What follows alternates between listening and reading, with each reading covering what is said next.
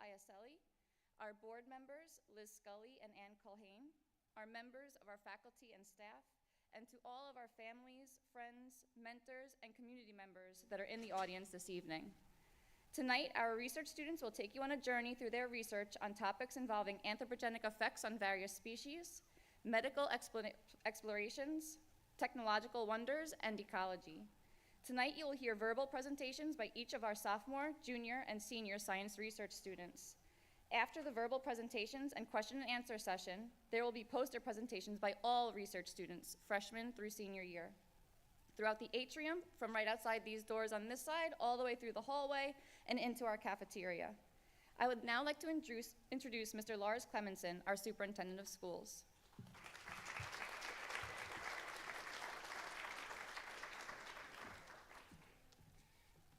Good evening and welcome to Hampton Bays High School. Tonight is our 12th annual Science Research Symposium, and it's celebration season in any school district, but it's certainly celebration season here in Hampton Bays because tonight we take the time to honor and celebrate and learn. I guarantee you, you will leave a little bit smarter than you are, how smart you already are. You're going to leave smarter tonight because of the young men and women who are sitting here.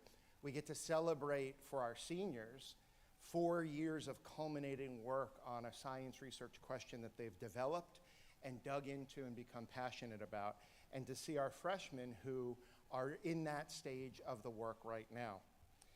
I want to take a moment on behalf of the Board of Education and the entire school district to welcome you and to be so committed to the science research program and all the programs in the Hampton Bays Public Schools.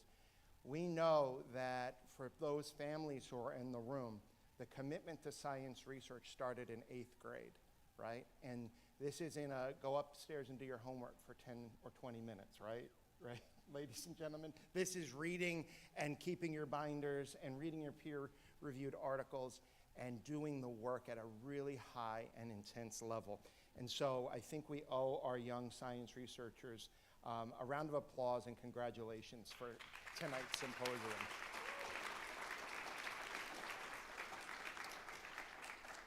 The beauty of tonight's symposium and this work is that none of us will leave with a finite answer. The core of science is to question. And when you do it well, you leave with more questions than you have answers, and it opens new doors of learning and understanding and discovery. And we try to apply that in every aspect of our work. Applied science is not just reading something from a textbook, it's getting your hands dirty into the work, into that question, and bringing other people in your life along with it. And so I'm sure if you've gotten the ear of any of the students when they're passionate about their work, they get you excited about it too, and that's what we're going to see along the way. I'd also like to recognize our board members who are here, Ms. Culhane and Mrs. Scully.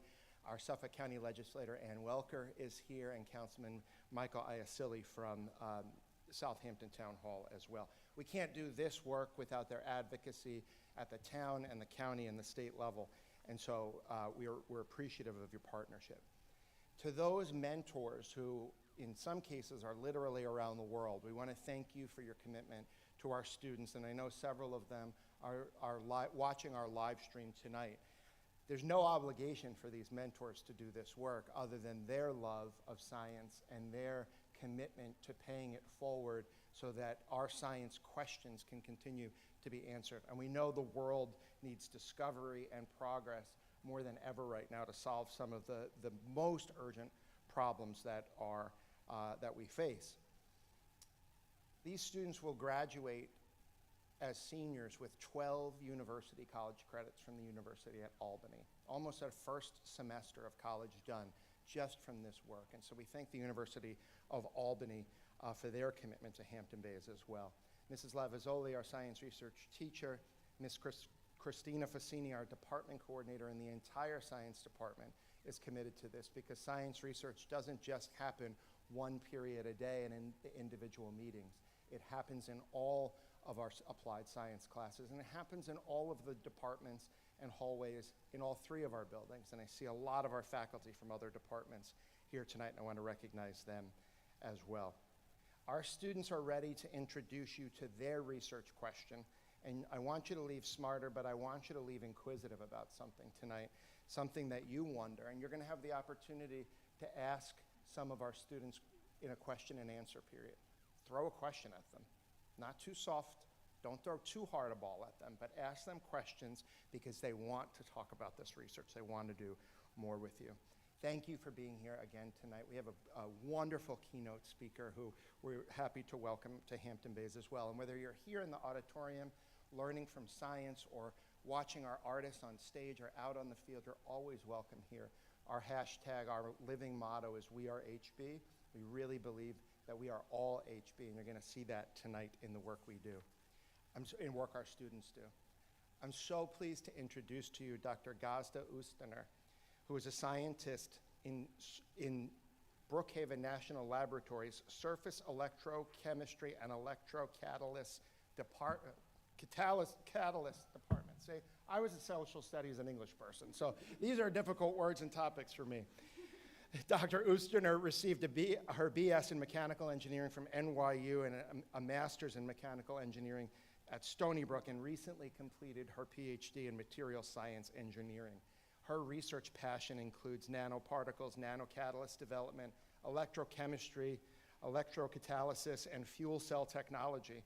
She's a professor and acting chair of the Automotive Technology Department at Farmingdale State. And outside the lab, she's engaged in the field in really important ways in the Brookhaven Women in Science program, early career resource group, and community and education outreach. So it really makes sense, someone so committed to young people and paying it forward and bringing more scientists in the field, that we have her here tonight to offer a welcome and some words. Dr. Ustaner.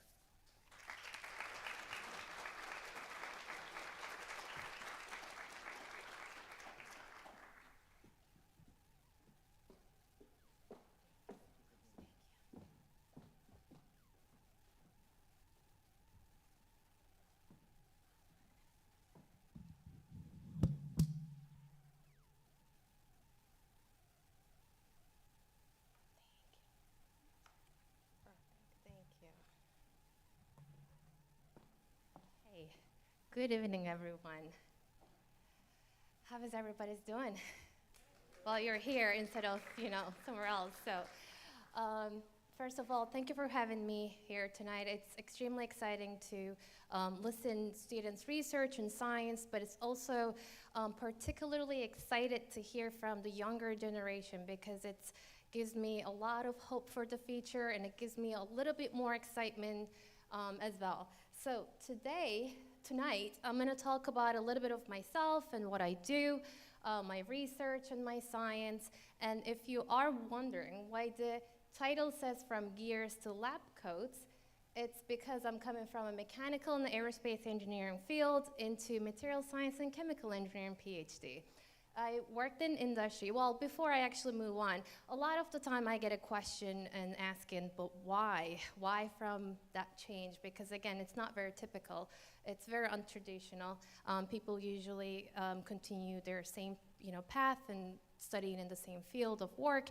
And the long answer is interdisciplinary field is a little better in terms of actually advantages, because compared to we can connect different fields of research and science, and I can bring more perspective from, that's the long answer. The short answer was, I love a good challenge. And there was many days and many times that I questioned that a lot, but again, if I had to do it over, I'll probably do it without even a question mark.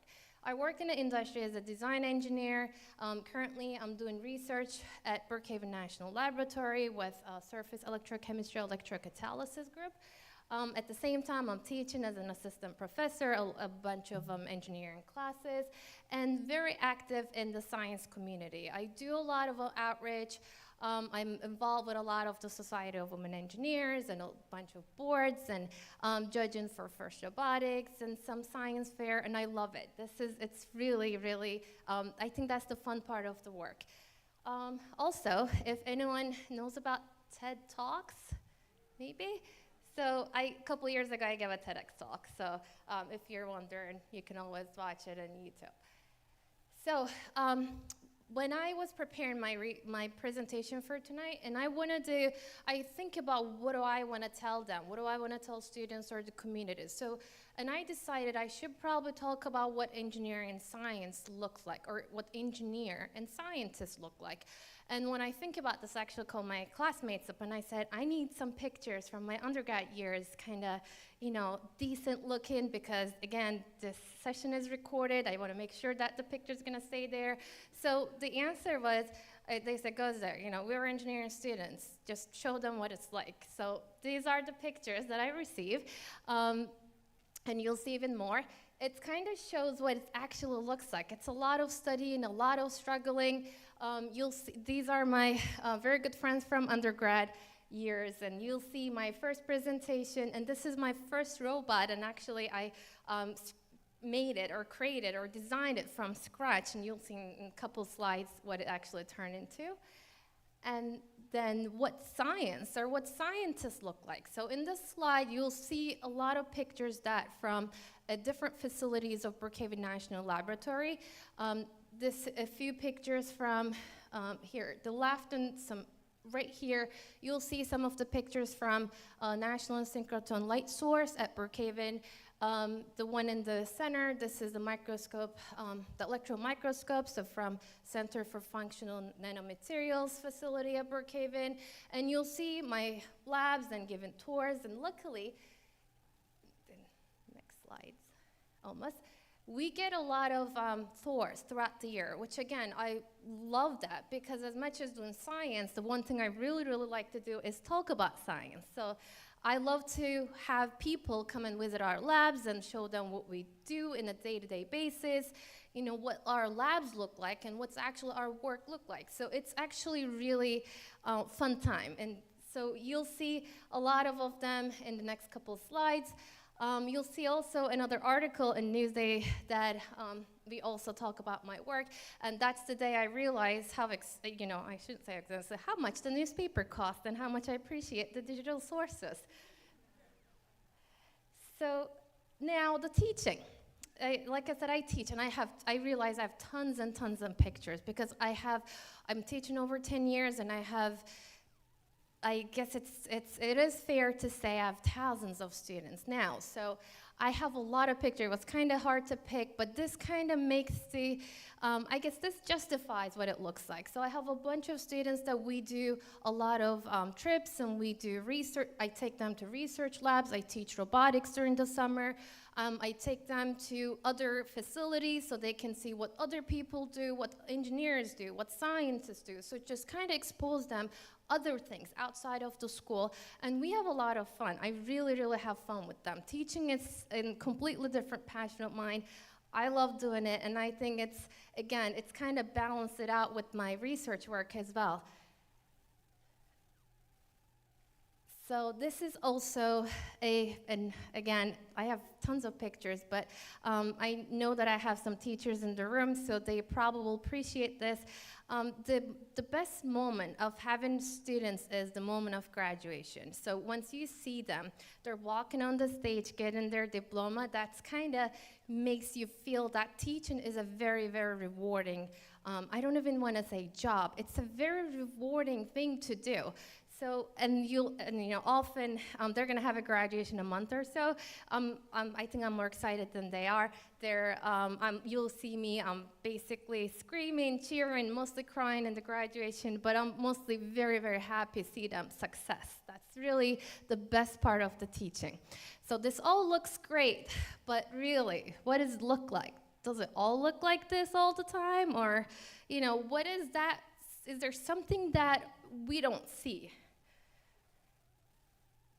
So this is actually what it looks like. It looks like a lot of the time that I don't get to sleep, and I take a nap on my chair, and I have 72 hours of experiments that I cannot leave, and I basically, again, take a nap on my chair, get up in an hour, do again. I go to lab, and after midnight do experiments, and I don't know why I'm so happy, but again, this is pretty funny pictures also, because here in this, this is one of my classmates sent me. This is a long time ago. So this is a picture of my classmates and studying under a table in a library. And I remember the day, we had a final the next day, and there's someone else, I don't know if you can see, napping on the floor. And this is exactly what engineering school looked like. I mean, not to scare you off, but it doesn't look like what I showed you in the previous slides. It actually looks like this as well. It looks like a lot of failures. It looks like a lot of pulling all-nighters and sleepless nights too. But I do want to tell you that because of what it looked like in the previous slide, it looks like this. Because I failed so many times. And again, my experiments, my science didn't really work in the first time. Because of what I went through, it brings me success. So I wanted to show you what it actually looked like to have this slide, or what it looks like. A lot of the time, people, we see things from this perspective, or you see this side of the things, meaning all the accomplishments. You see all the scientists, engineers, they're doing great, all, again, accomplish great things. But again, what does it really looks like to take you there or get you there? So that's what I really wanted to show you. And in this slide, you'll see me presenting my work and awards. And also, if you remember my first robot, I actually got a second place in a national level with my robot. That's actually worked, so which I'm pretty happy. It also looks like, and I love dogs, and it looks like I have a passion. I love cars and racing, and I worked on my cars, and I still work on all my cars and rebuild engines. So it kind of looks like everything that I do based on the back door. So I just wanted to show you that because we don't get to see this all the time. So how to do science? I know a lot of people have done science in this room. How do you do science? How do you do it? Any answer, or anyone? Trial and error. That's the logical answer. Having fun? You want to know how I do science? Write down the problem, and you cry. And this is so true. If you ever randomly pop up on my lab, which happened if you ask my friends, and you see me corner off the lab and my section and crying because my experiment didn't work in the 100 times. It happened all the time. It happens all the time. And most of the days, you know how I feel? I have no idea. I have really no idea what I'm doing. Most of the days, you see those pictures, I'm holding those beakers and solutions and mixing things. I really don't know. I mean, I really don't know. I mean it. So when my research work is making something new, that's research, right? You creating something new, and you don't know. So that's actually pretty true. Anyway, so let's talk science. So again, I do research at Brookhaven National Laboratory. It's one of the 17 national laboratories in the United States. And again, I cannot spend the time to explain how amazing research has been done, or research in science and technology, but just to give you an overload, view of what we have so many different fields of research. If, again, interested, I'm happy to talk to afterwards, or you can go online and take a look. But we are home of the 7 Nobel Prizes, and we have our own zip code. So that's how big it is. And this is where I work and where I do my research. So my research work, I don't know anyone heard of fuel cells before. So that's what I do. That's what I do every day. So you see a lot of hydrogen. The fuel cells is, I particularly work with hydrogen fuel cells. That's my research work. I want to take a step back and explain first, why is it important to do this type of work, or why am I doing what am I doing? So one thing is that I always tell people, because fuel cell is, again, so important to me, but why is it important to you? It's important because the fossil fuels are decreasing over time. In the next couple, 90 plus years, we're going to exhaust all our sources. So there is a need for new energy sources, new renewable energy sources, and there is a lot of solutions to it. There's fuel cells, wind turbines, solar, hydropower. There's so much that you can think of. I work on fuel cells, and again, that's something particularly that I'm excited about, and also it's clean, reliable, sustainable, accessible, and again, I also like it. And there are a lot of initiatives by DOE, again, such as the Earthshots and hydrogen or million-mile fuel cell truck. This is something that we also work with. But let me explain to you what is really a fuel cell. So talking about a fuel cell, imagine you have an electrochemical device, and I'm supplying hydrogen and oxygen into it, and it converts chemical energy into electricity. So it sounds as simple as it is, and actually kinda is. The only byproduct is water, so you have no emission, so it's super clean, and it's also twice as efficient as your combustion engine. So it sounds really great. So there are some limitations which I'm gonna talk about, the work that we do. So there's some chemical reactions are happening, and again, you technically have an anode and cathode and membrane, and there's a little catalyst in between those membrane, and that's what we make. And often, since we're using hydrogen as a fuel, we're called them hydrogen fuel cells, or in any other terminology, you might be seen as proton exchange membrane fuel cell or PEM fuel cell. That's exactly what it is, a hydrogen fuel cell. So application, there's so many different applications that you can use fuel cells with.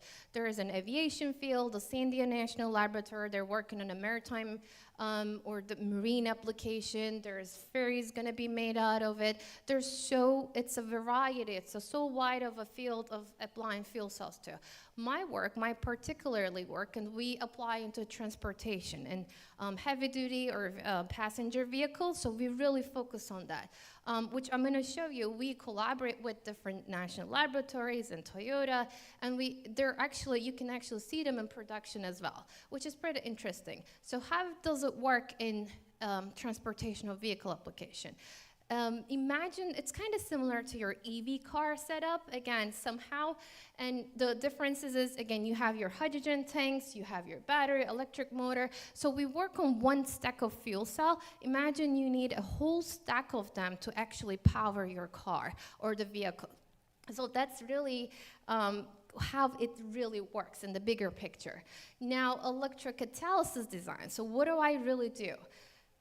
Overall, there is a membrane in between, like I mentioned, there's anode, cathode, and a membrane in between. So that membrane has a catalyst layer that kind of looks like this.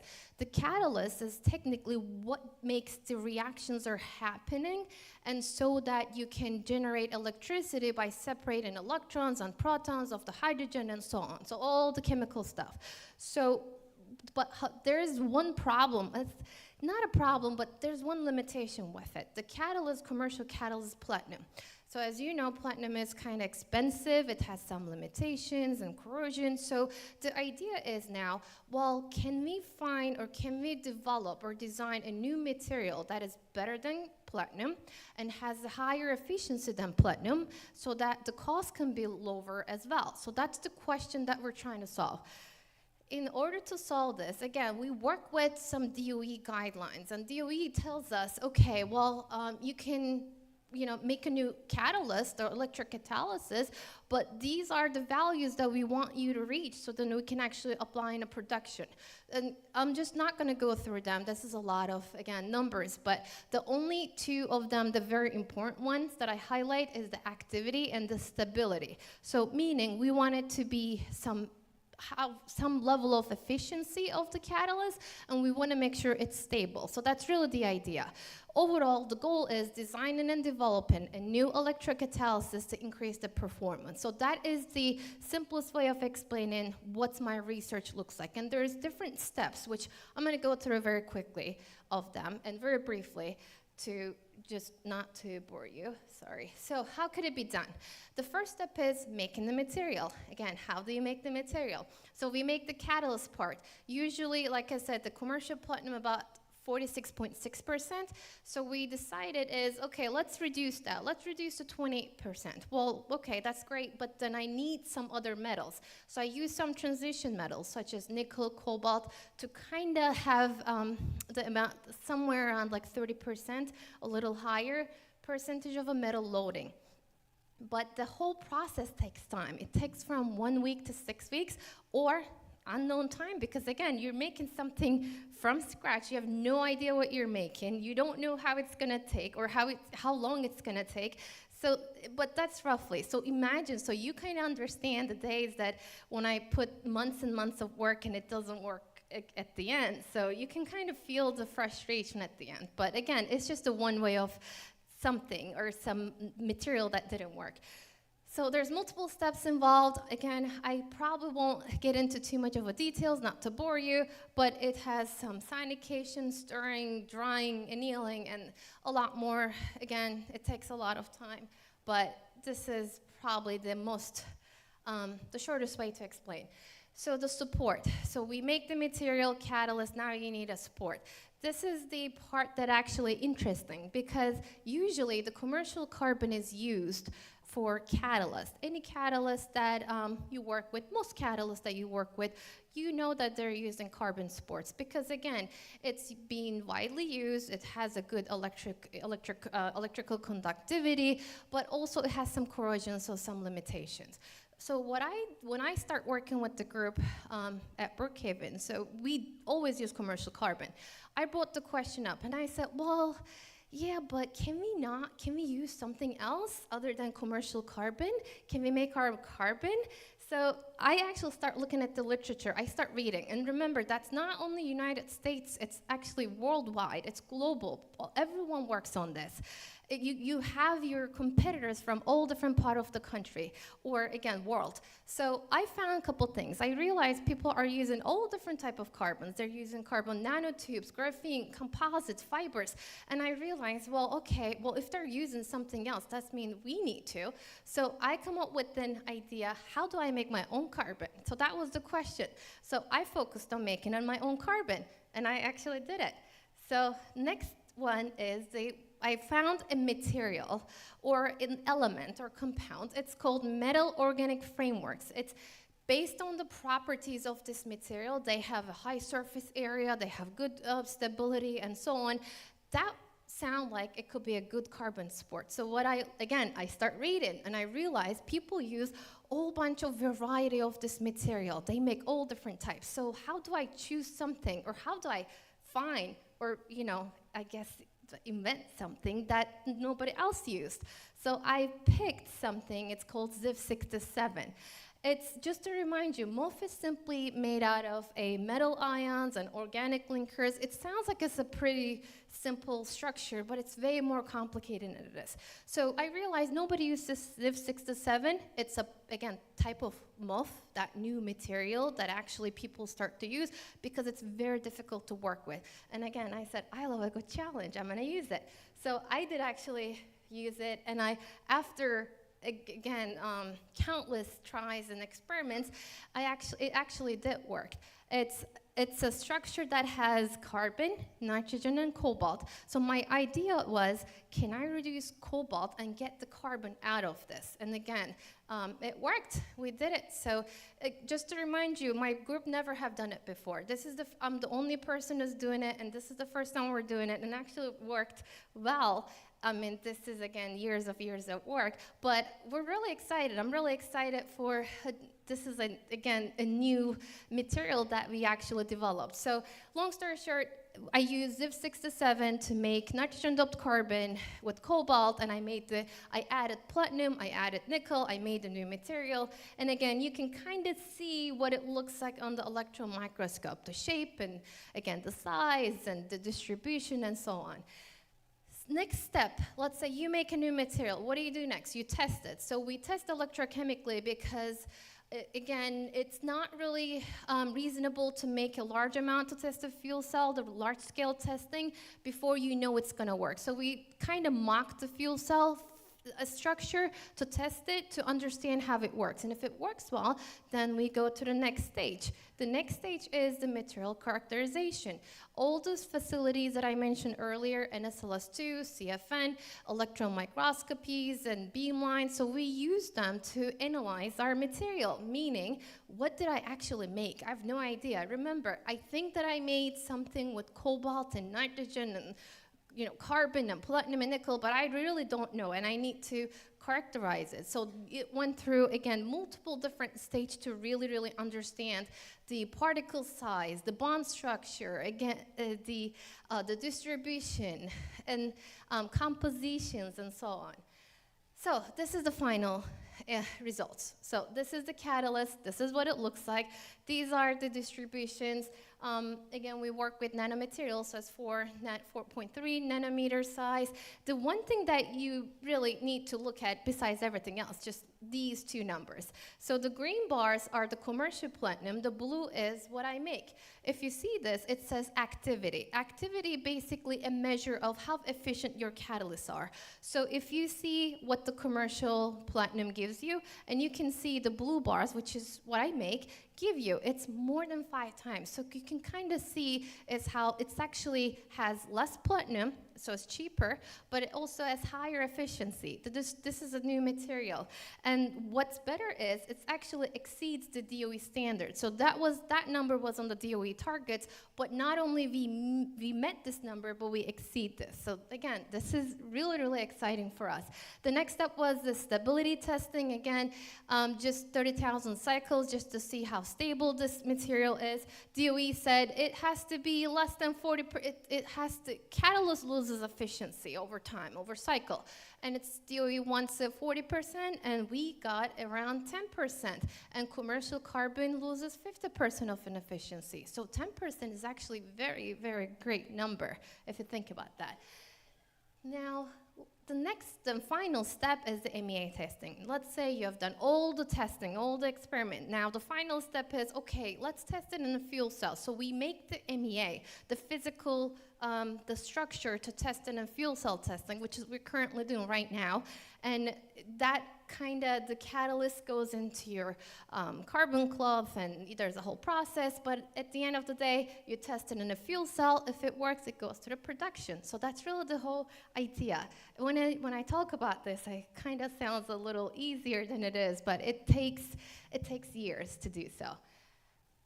So, impact. So what does it gonna impact on, and why this is important?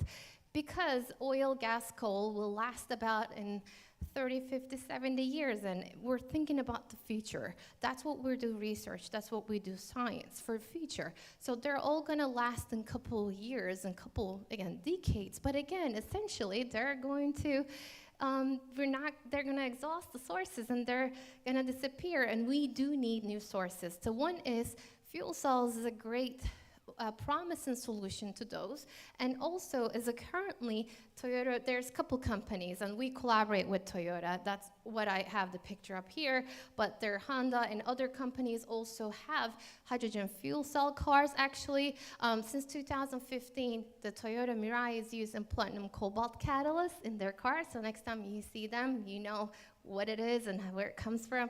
And this is kind of the improvement, which I'm not gonna go into the details of, from 2008 to new car, 2015, and they're working on a new production engine so far with the other type of platinum and alloy materials.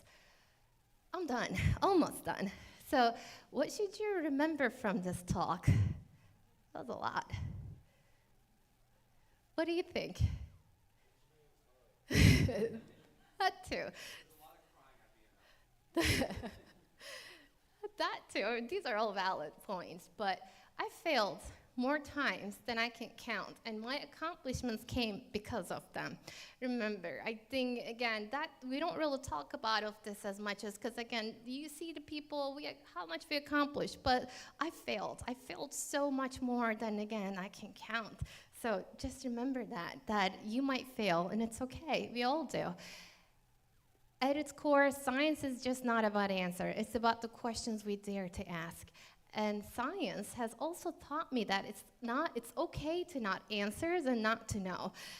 That's kind of the point, because a lot of the time we get interns and students that come to do research in our labs, and when they're so excited to run the experiments, and we run the experiments and the first experiments failed, they go, yeah, no, I don't know what happened. I said, well, and then in the meantime, I was like, great, yay, awesome. It's just you're a step closer to finding out the answer. You know something doesn't work. It's just, again, this is not about finding all the answer. You might not find all the answers, and sometimes they have a limited time, and we might not find something, but it's the process that is important. It's the science that you're doing that's important. So I think these are important points to remember. And last 5 things, and I promise, that's really, again, the last things that I'm gonna tell, and I wanna listen to your research in a second. I do wanna tell you is find your passion. This is for the most, well, everyone, but students. What makes you excited and talk for hours? So one thing is I teach, and I said to my students, and where do I get to talk 3 hours nonstop and get paid for it? This is awesome. This is great. This is my ideal job. And also, whenever I have a presentation due, all my friends are disappear suddenly. And you know what? Doesn't matter. Dogs will listen as long as you give them treats. They'll sit there and they listen to me present my work and maybe 10 times over and over. No problem. But find what makes you excited. What have your heart is running. That's important. Follow a path, but open to opportunity. Say yes and figure out later. This is what my mentor told me. And I said, I don't know. I can't be that spontaneous. And he goes, just do it. So I've been doing it, this is what I do. I'm not telling that you should do it, but this is an advice that it was given to me. I'm doing it, and I just want to pass it along to you guys too. Have one, define, revisit your purpose. You don't have to know the answer. Who do you want to be? I mean, I don't think all of us know this answer, right? I don't think I know who I want to be. But the idea is have an idea, have something, have a goal, have a path that you say this is what you want to be today, maybe something else tomorrow. You can always rechange it, but just have something, have an idea, know where you want to go, know which way you're going to choose. That's really what I really want to say. Be different, curious, work hard, but mostly have fun doing it. So that's I think the key point that I really, really want to give it to you. Because if you're not enjoying what you're doing, you're you might be successful of it, but again, you're not going to be able to transform that energy to other people. So you really have to love it, or have fun doing it. And thank you.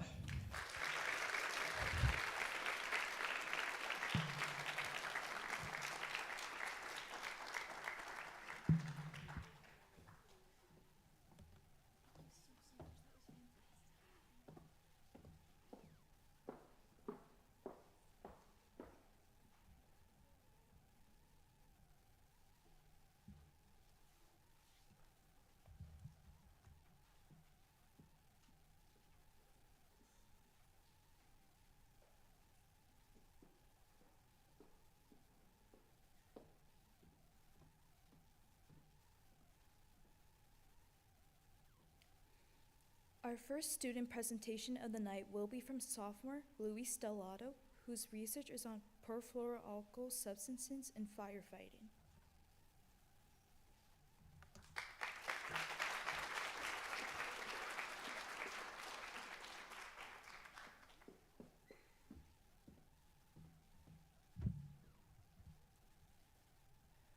Hello, my name is Luis Stellato, and I'll be presenting on perfluoroalkyl substances, also known as PFAS, in firefighting. For context, PFAS classify a wide range of perfluorochemicals characterized by their carbon-fluorine bonds. These chemicals, developed by the U.S. Navy in the 1960s, have a variety of both industrial and commercial applications due to their hydrophobicity and lipophilicity. One such application for PFAS is their use in aqueous film-forming foam, or AFFF. AFFF is a type of Class B firefighting foam commonly used for fuel fires. PFAS are also located within firefighter turnout gear, as well as a multitude of other firefighting operations. PFAS have been shown to present a litany of health effects when exposed long-term, including multiple cancers. That being said, it becomes clear that PFAS present a very dangerous occupational risk to firefighters who are already performing extremely dangerous tasks daily. My personal interest with PFAS in firefighting lies with the local Hampton-based fire department, which my father is currently an assistant chief of. I've grown up around firefighting my whole life and would love to assist in their protection any way I can. My mentor is Reagan Connor. Ms. Connor is currently associated with the University of Arizona and working to gain a doctorate. She's also a member of the Firefighter Cancer Cohort Study, or FFCCS. The FFCCS, established in July of 2016, is a nationwide prospective study with the aim of gathering nationwide data on firefighter health, including surveys, biomarkers, and exposure information related to cancer-causing substances, with the hope of better understanding the health impacts of these exposures and prevent associated risks.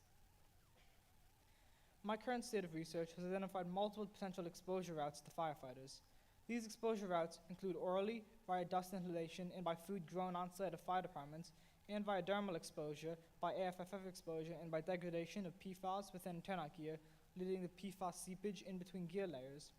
As far as health effects, I've researched the varying cancers related to PFAS exposure, and I've found altered DNA methylation to be a potential explanation for health consequences. DNA methylation is the body's process of regulating gene expression, and exposure to PFAS has shown multiple times to alter said methylation. More recently, I have researched a possible remediation to PFAS exposure being blood and plasma donations, decreasing blood PFAS concentration. This is actually an ongoing investigation that the FFCCS at the University of Arizona is attempting to replicate. For my future, I hope to continue my ongoing bibliographic research. I also hope to continue to work with my mentor, Reagan Connor, to continue to educate myself on the current state of research associated with PFAS in firefighting, as well as the research she is conducting involving blood and plasma donations with PFAS remediation. Finally, I hope to begin formulating a potential senior project, hopefully involving the local Hampton-based fire department. Thank you for listening.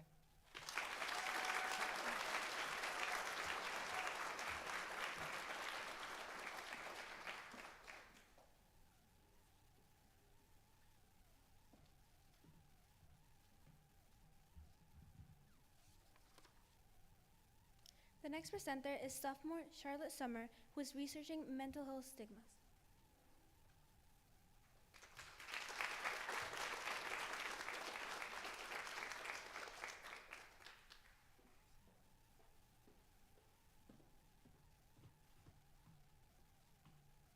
Hello, my name is Charlotte Summer, and today I will be presenting about mental illness stigmas, specifically in adolescents. Stigmas are stereotypes or labels associated with a particular circumstance, quality, or person. In this case, people with mental health challenges. Specifically, I have focused on the adolescent age range. Stigma has major negative impacts on how people with mental illnesses are perceived by the public and their peers, and can make having mental illnesses even more challenging to deal with. I have reached out to multiple researchers in this field of work, one of the most recent being Dr. Rita Juber, who is a psychiatrist in Montreal, Quebec. He is affiliated with the Douglas Mental Health University Institute. I plan to continue reaching out to potential mentors to create a mentorship and expand my studies. After performing bibliographic research, I found that the development of stigmatizing ideas is most common during childhood and young adulthood. These stigmatizing beliefs cause adolescents to social distance from their peers with mental illnesses due to a lack of education about what mental illnesses are. Adolescents are not commonly exposed to mental illnesses, therefore make false perceptions about others with mental illnesses. Some of the most common methods of solution I have seen are contact and education. Contact interventions are used to introduce adolescents to other adolescents or adults with mental illnesses. Education interventions teach adolescents about mental illnesses and negative impacts of stigma.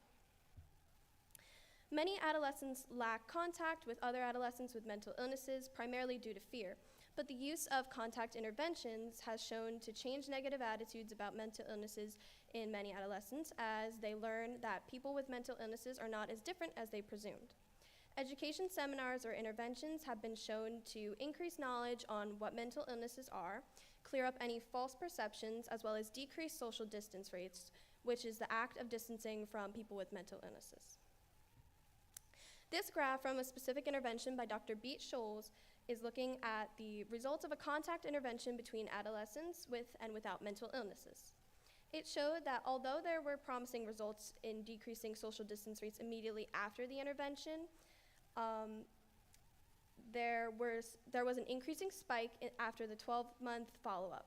This shows that while these interventions work directly after they are held, there is still room for improvement to potentially gain a long-term effect on participants.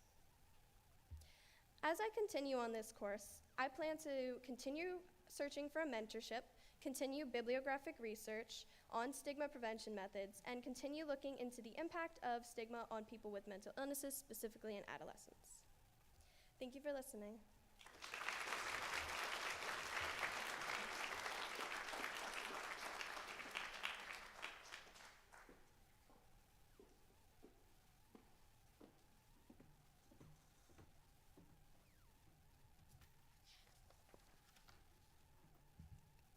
Our next presenter is sophomore Christian Kearns, who will be presenting on the effects of maternal smoking during pregnancy on offspring.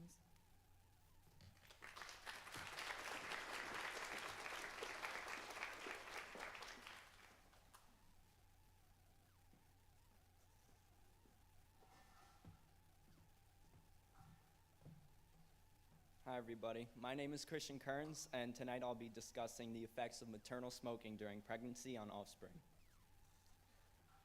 I'd like to begin my presentation by addressing the long-term effects of smoking. Regardless of the amount of cigarettes you smoke, you will always become more susceptible to lung cancers just from that initial use. As you can see on the graph, from a study by Laura Beirut, similar trends show that lung cancer deaths occur 30 years after initial cigarette use. It's important to recognize this pattern for the safety of your own life. The focus of my research is to evaluate the genetic effects of chromosome 15 region on nicotine dependence and the adverse effects of children's forced expiratory flows from a 25 to 75 second period. Forced expiratory flows measure the expiratory volume of oxygen in the lungs over a certain period. The chromosome 15 region is widely acknowledged for its nicotinic and alcoholic bonding abilities. One possible mentor that I've recently contacted is Dr. Laura Beirut. She works at the Washington University School of Medicine in St. Louis and is the head author for many NIH genetic studies. Currently, I'm researching her work on nicotine dependence, and her work is the greatest reason I've gotten so far in this program. Throughout my 2 years in the science research program, I've been researching maternal smoking's effects on the respiratory health, the structural changes in the lungs, wheezing, and asthma in children. Ascorbic acid, or vitamin C, is vital to the reversal of MSDP's effects during the second trimester of gestational development. Genetic variations in the chromosome 15 region are observed to be linked with nicotine dependence. These variations usually affect people with European and American ancestry. These variations may be activated without initial cigarette use and through secondhand smoke through fetal exposure, which could make those offspring future nicotine addicts. In my future, I hope to gain more knowledge and experience through mentorship by doing a genetic study of my own, possibly on mice or non-human mammals, using nicotine and ascorbic acid supplementation versus a placebo. I'd also like to expand my research into different addictions like caffeine and alcohol, their genetic variations, links to drug-induced diseases, and their effects on exposed fetuses. For right now, I'll be continuing my bibliographic research and continuing to search for possible mentors. Thank you for listening.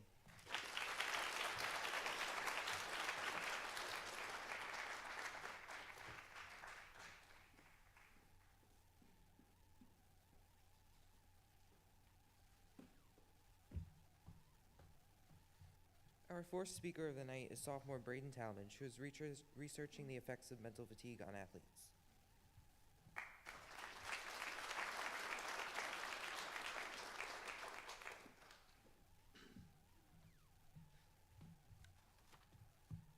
Hello, everybody.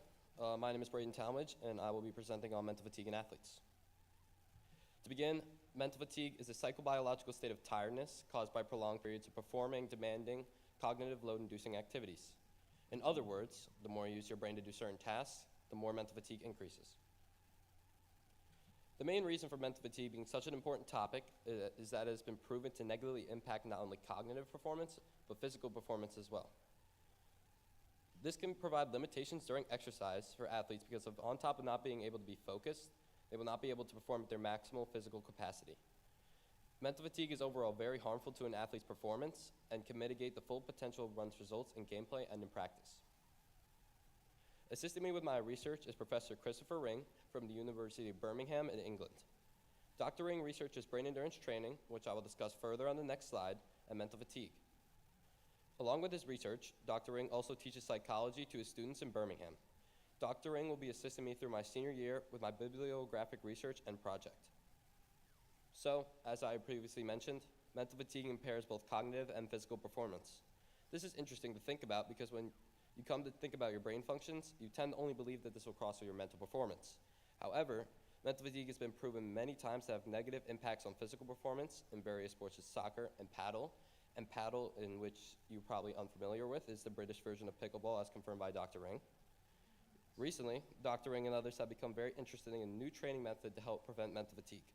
This method is known as brain endurance training, and is basically the process of preparing your brain for the vigorous cognitive tasks that you may be facing in the future by performing cognitive tasks with a regular schedule. To further relate, this process is similar to an athlete working their muscles to prepare for their sport. However, brain endurance training is with the brain. If an athlete does not wish to perform this long process of brain endurance training, they can also indulge in a process known as cognitive priming. Cognitive priming is the process of warming up your brain prior to exercise through the usage of cognitive-inducing tasks. To conclude, my future goals consist of two main points. First, in my junior year, I look to conduct my own experiment along with Dr. Ring on Hampton-based athletes. I will utilize athletes from sports such as track and football and track the impacts of mental fatigue on both their physical and cognitive performance. I will then use the results of this study to help coaches and players implement ways to help athletes overcome the effects of mental fatigue. Secondly, I will keep expanding my knowledge on mental fatigue through bibliographic research to make important findings to contribute in the future. Thank you.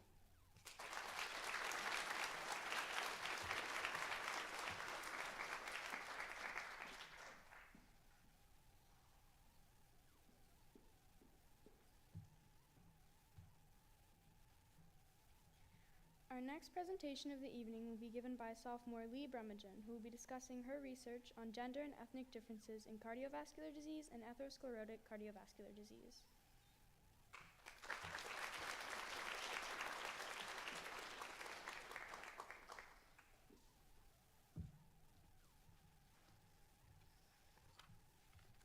Hello, my name is Lee Bremagen, and today I'll be presenting on cardiovascular disease. Cardiovascular disease refers to a group of conditions that affect the heart and blood vessels. Some examples of cardiovascular conditions are arrhythmias, which refer to irregular heartbeats, and heart failure, which occurs when the heart cannot pump enough blood to meet the body's needs. Cardiovascular disease will later be referred to as CVD. Atherosclerotic CVD, further referred to as ASCVD, refers to a group of cardiovascular diseases that are caused by a buildup of plaque in your arteries that can limit blood flow to your vital organs. An example of ASCVD is coronary artery disease, which is caused by blockages in the arteries supplying the heart with blood. In 2024, the worldwide CVD prevalence in adults was 48.6%, and it increases with age and risk factor prevalence. Risk factors can include smoking, diet, and physical activity levels. There are also irregular risk factors for CVD and ASCVD, such as discrimination levels and neighborhood safety levels. These both indirectly increase other risk factor prevalence. For example, if you live in an unsafe neighborhood, you may have increased sedentary activity levels. My mentor is Dr. Anandina Kulkarni, who has an MD and is a fellow of the American College of Cardiology. She serves in a leadership role at the Center for Cardiovascular Disease Prevention at Baylor Scott & White and works as an assistant clinical professor at Texas A&M University. In the future, I'm hoping to continue to meet with her and her colleagues and potentially start a research project alongside the American College of Cardiology. Another very important risk factor for CVD and ASCVD is gender and ethnicity. Previously, articles that have studied CVD and risk factor prevalence only included white males come from a high socioeconomic background. And this can cause there to be an extreme underestimation in the prevalence of risk factors, CVD and ASCVD, and in women and other ethnic groups. Recently, it has been proven that women have a higher prevalence of CVD, with Black females having the highest long-term risk of CVD. Ethnic subgroups can also have different CVD prevalence and risk factor prevalence. For example, people from different Asian countries can have different hypertension prevalence. This highlights the need for further research on ethnic and gender differences in risk factor, CVD, and ASCVD prevalence. Besides prevalence, there are also differences in treatment, with women often facing more setbacks in treatment options. Women are less likely to be prescribed medicines such as aspirin, and less likely to be recommended to undergo certain rehabilitation therapies. But women have a higher average of ER visits per year than men. Women are also more likely to feel unsatisfied with their care, with 1 in 4 feeling unsatisfied. Women are more likely to not feel listened to and are more likely to feel like their doctor did not spend enough time or any time with them during their hospital stay. This graph shows poor patient-reported outcomes among U.S. adults with ASCVD stratified by gender. The red represents women and the blue represents men. And as you can see, women have a higher percentage of poor patient providers, which refers to the healthcare provider's communication levels, poor satisfaction, poor perceived health, and poor SF-12 mental and physical health. SF-12 refers to a 12-item short form that patients filled out regarding their perceived mental and physical health. This graph emphasizes the difference in treatment and how there needs to be further research and consideration for the difference in CVD health and care between men and women. In the future, I'm looking to continue researching gender and ethnic differences in CVD and ASCVD, and I'm going to research ethnic differences in patient-reported outcomes from ethnic groups from different regions, and I'm hoping to look at gender differences in these subgroups. In addition, I'm hoping to work with my mentor, Dr. Kulkarni, and her colleagues to conduct further research. Thank you for listening.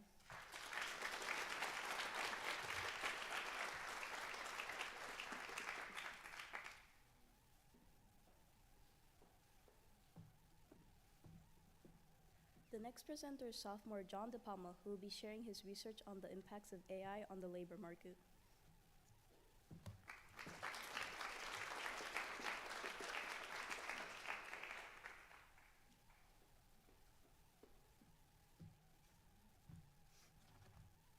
Hello, my name is Ryder Palma, and I'll be presenting on artificial intelligence. So specifically, I'll be focusing on AI in the labor market. This is because AI has the potential to have massive and long-lasting impacts on US jobs, which leads to my research question, how will AI impact the labor market? One of my potential mentors is Professor of Political Economy David Deming at the Harvard Kennedy School, and recently has written several informative papers about AI in the labor market that I've read and analyzed. So there are a couple of big pieces of information to know. One is that AI is currently being adopted at a faster rate than the internet and computers were decades ago. Additionally, about 1/3 of all US adults use AI for work. This shows the staggering speed at which AI is being implemented into our society. About 80% of all US workers will have at least 10% of their jobs automated by AI in the near future. In terms of specific jobs, AI has the potential to decimate computer science, graphic design, customer service, marketing, and much, much more. For example, AI already outperforms a vast majority of coders in an online coding platform called LeetCode. Additionally, AI is an expert graphic designer and can create in seconds what would take a very skilled graphic designer hours or even days. In customer service, it has been found that AI has a faster resolution time than real customer service agents. This is why in huge companies like Klarna and Meta, thousands upon thousands of jobs have been replaced by AI already. So this is a graph showcasing the share of working age adults that use AI, and this is taken from a nationally representative survey. And you can see that about 30% of US adults use AI for their work. This is a graph showcasing the time savings due to AI, and the darker the colors, the more hours saved. So overall, you're having a lot of time saved by AI, but the most shocking statistics is that people who use AI very infrequently can still save hours upon hours. So in the future, I will analyze and test AI's proficiency at different jobs and tasks, and hopefully use those results to predict the extent of AI's impact on the labor market. And any parents or students who are wondering what the best college majors to take are, there's not going to be that many good ones in the near future. And I will go into all of that and much more in my future presentations, so make sure to stop by to those. Here are my sources. Thank you for listening.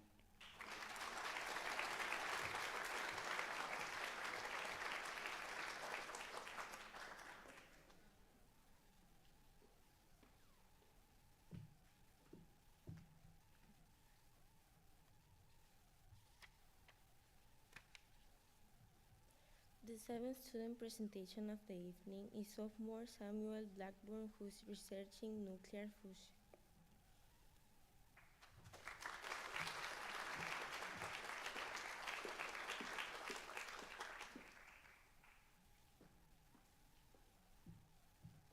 Hello, my name is Samuel Blackburn, and I'll be researching nuclear fusion. So, the main focus of my research is a subtopic of inertial confinement within nuclear fusion. This is in contrast to the other major fusion field, magnetic confinement, which uses this completely different system in chamber for fusion. The specific research topic I will write my paper on is the effects of different materials for chamber first walls in ICF. My most recently contacted potential mentor was Dr. Ryan Sachs at the Los Alamos National Laboratory. He developed computer simulations to run experiments in, and this costs much less money than a real experiment and is fairly accurate. He evaluates important factors like wall temperature and pressure, which can affect the energy produced in reaction. One study I recently summarized used a simulation to evaluate effects of changing initial values of the chamber radius and air density. It was found that the effect of increased chamber radius and decreased air density was decreased wall pressure and decreased temperature. This is important because we need high temperatures for high energy gain, but too much alongside overpressure will cause cracking. Here's a diagram of the heat map that they used to simulate the cracking in the walls, and it also provides a nice visual of the shape of the chamber. And on the right, you can see a temperature gradient that shows the relative temperatures in the chamber. And you can see even the coldest spots in the chamber are still 3,000 Kelvin. So for comparison, the sun is around 5,700 Kelvin, while room temperature is around 303. So that means the coldest spots in this inertial confinement reactor is closer to the coldest spots are closer to the sun's surface temperature than room temperature. So previously mentioned cracking was evaluated in a different study with two differently functioning simulations. It used a 3D simulation to map the temperature of the wall as the simulation progressed, and a 2D simulation as a cross-section to analyze growth of cracks as fusion progresses. Here's another diagram, and it shows the 2D simulation's cross-section of a crack in the wall. The gray tensile forces here and here are pulling the wall apart, and they're as a result of high heat conditions, and while the compressive forces here in black are holding the wall together. Another study evaluated hydrodynamic instabilities in the actual fusion pellet, which are small perturbations that can cause implosion and thus problems for the overall process. The experiments used a method called hydrodynamic growth radiography, which measured the perturbations with two different useful experiments. One experiment that used HGR was called self-emission, where a piece of tungsten is placed inside the surface of the pellet, and the X-rays emitted were used to measure instability growth. The second HGR experiment was called self-backlighting, in which the experimenters injected a bit of argon into the pellet, which emitted X-rays earlier in the implosion phase, so research can encompass a fuller picture of the collapse. In the future, I will conduct research using either the same or similar computer codes that the other studies used, depending on my future mentor's recommendation. I will use these simulations to evaluate the energy gain when different materials are used to build the wall, and my potential mentor Ryan Sachs did an abundance of research around this field previously, which will help a lot if he ends up confirming mentorship. Thank you for listening.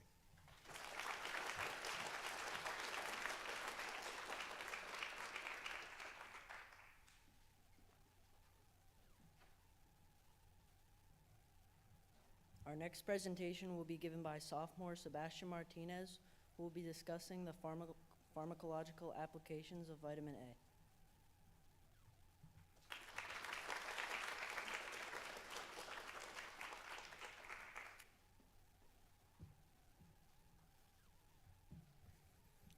Good evening, everyone. My name is Sebastian Martinez, and tonight I will be discussing the pharmacological applications of vitamin A.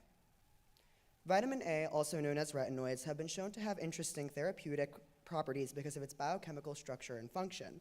For example, retinoids increase the rate of cell turnover and differentiation, which opens up the possibility for various pharmacological approaches to the potential use of retinoids as treatments for several diseases.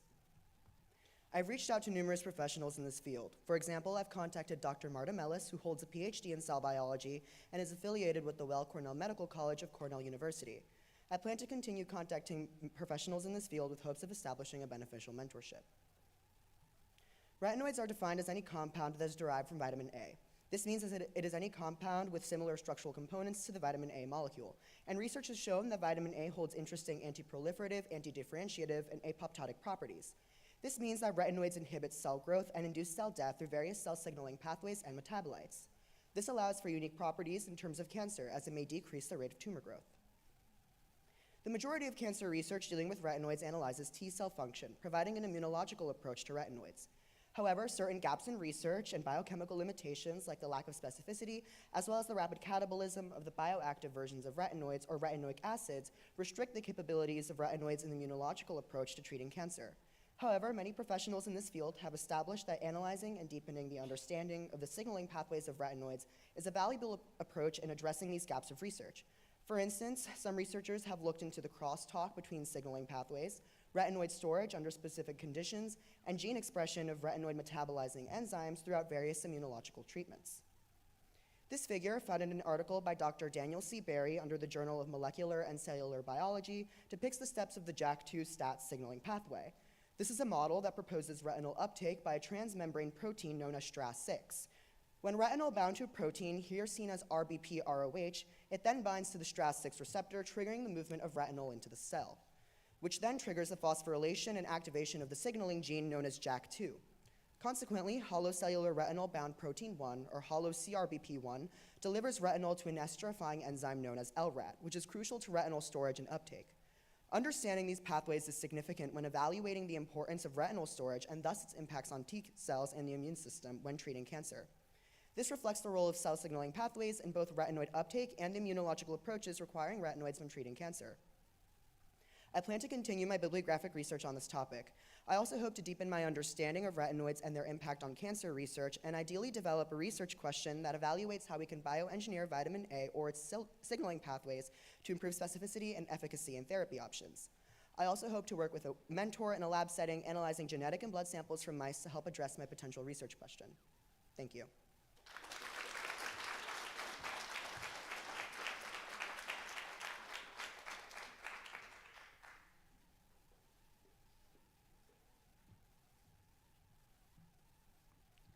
The next speaker of the night is sophomore Nathan Currens, who will be presenting on the effects of screen time on physical and cognitive development.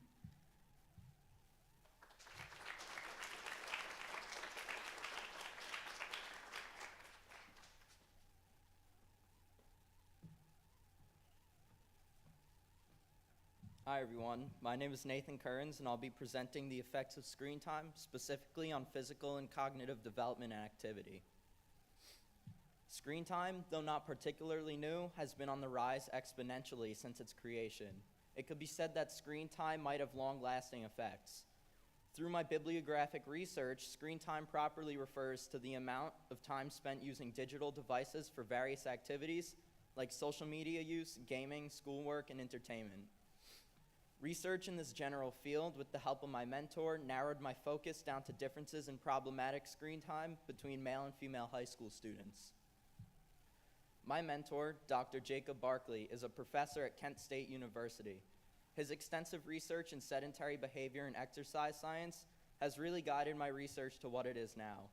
I began working with Dr. Barkley in December, and he's currently helping me set up a foundation for my own research project.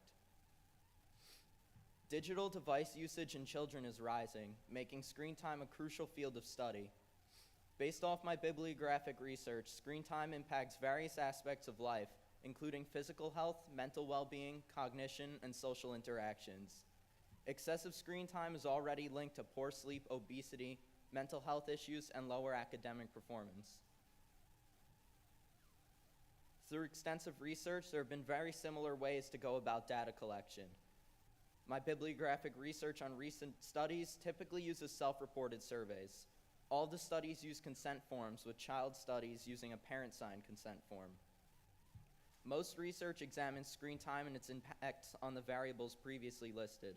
This led Dr. Barkley and I to the idea of examining gender differences because of its limited research and possibly varying results.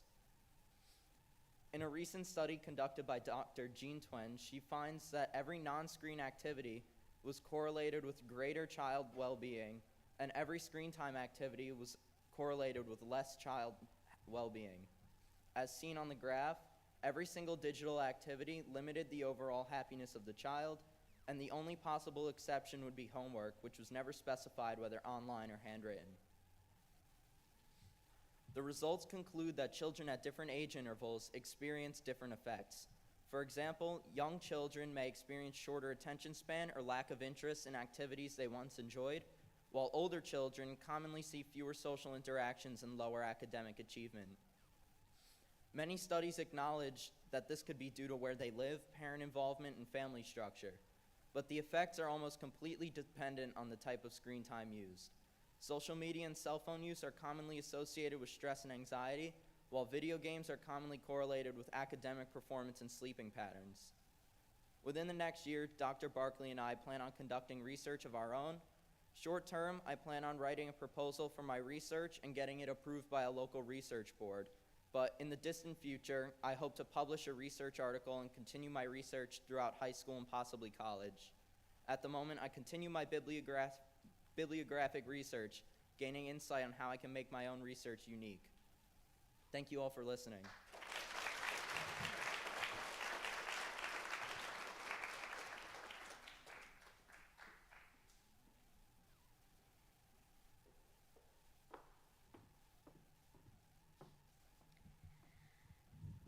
Our next presenter is sophomore Sofia Reyes, who will be presenting on SSRI usage during pregnancy.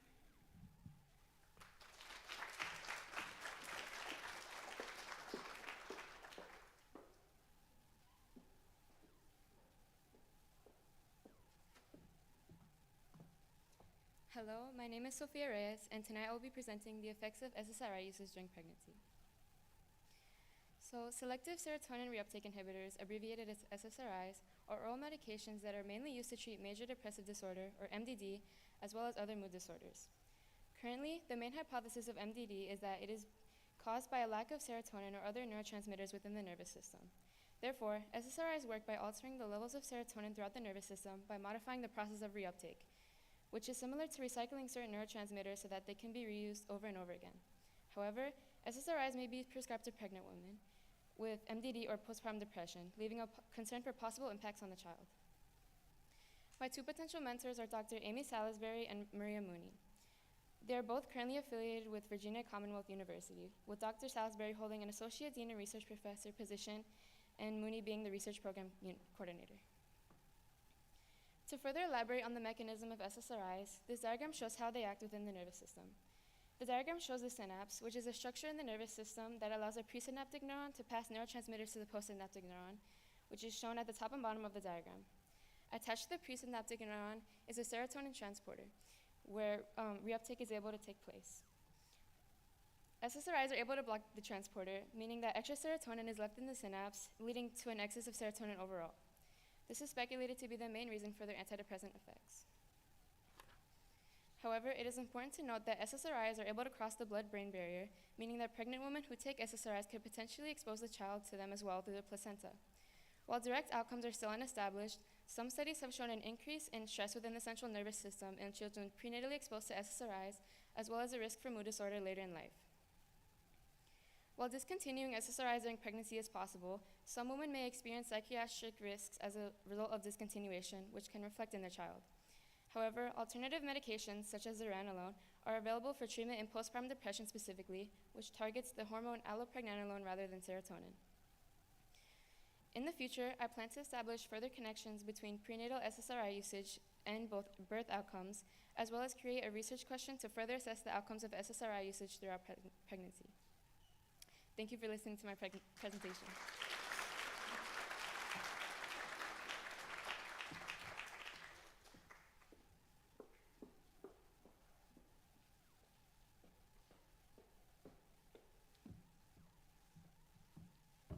The first junior presentation of the night will be given by Cooper Foley, who will be discussing his research on terzepatides as a treatment for obstructive sleep apnea.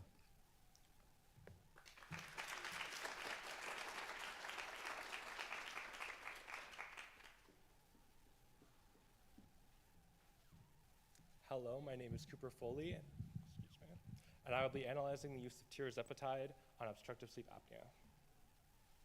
So my research, if you couldn't already guess, surrounds the topic of obstructive sleep apnea, or OSA.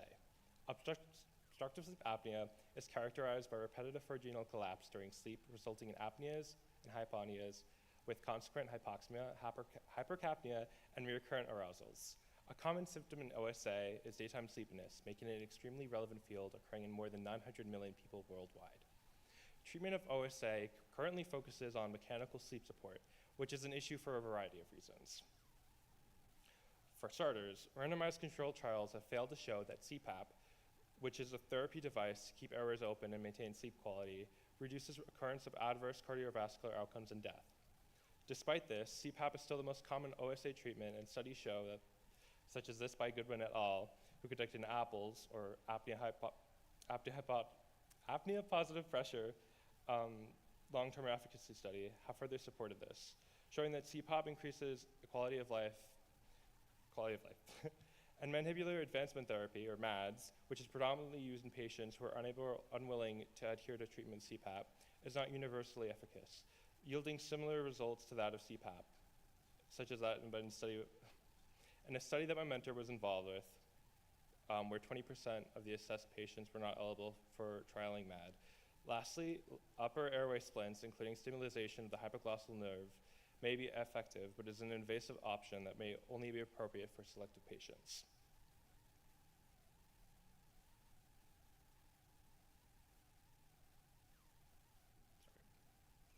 A possible alternative treatment for OSA that does not focus on mechanical sleep support is the use of tirzepatide, which is an FDA-approved injection treatment for weight loss in adults with obesity or those who are overweight and have weight-related medical problems, considering obesity is a major risk factor for OSA. Previous research by Grunston et al. Has shown that the use of tirzepatide greatly decreases both BMI, or body weight, and AHI, or apnea-hypopnea index, which is a scale to measure the severity of OSA and hypopneas. My mentor's name is Dr. Greg Phillips, and he's affiliated with Macquarie University in Australia. We meet bi-weekly to discuss what I'm currently researching, and he's given me guidance surrounding the use of tirzepatide on OSA. Currently, Dr. Phillips is conducting a REMED questionnaire study analyzing other researchers in this field, methods for treatment of OSA using tirzepatide in Australia. Considering that we both live in vastly different areas of the world, we're curious about conducting a similar study here in the US. This curiosity has led me to one of three possible research questions, including, does gender have an influence on mandibular advancement splints, response, and CPAP pressure relationship? Is there an impact of CPAP on increased blood pressure variability? And through the use of the REMED study, how does previous research regarding tirzepatide influence the current methods of OSA treatment today? The first two research questions, which were provided by the CPAP versus MAD article, in which my mentor contributed to, these studies originated from a general lack of data from the study to support these conclusions. This is better demonstrated through the lack of a change in blood pressure. The other question regarding gender and its influences on the comparison between CPAP and MADS extends past the overall lack of a female population. In the study regarding CPAP and quality of life by Goodwin et al. Mentioned previously, a significant improvement in the ESS, or Epworth Sleepiness Scale, in the moderate and severe CPAP groups, which are over here, was more noticeable in women rather than men, meaning the inclusion of a greater female population could yield more defined results. For my future directions, I plan to conduct a research project pursuing one of these research questions and write a research paper on it. In regards to the possibility of the use of the REMED study here in America, I would need to reach out to sleep centers across Long Island or here in New York and see if there is an interest or possibility of conducting the study. During my senior year, I also hope to participate in the JV LICEF Science Fair research competition. And that's it. Thank you for listening.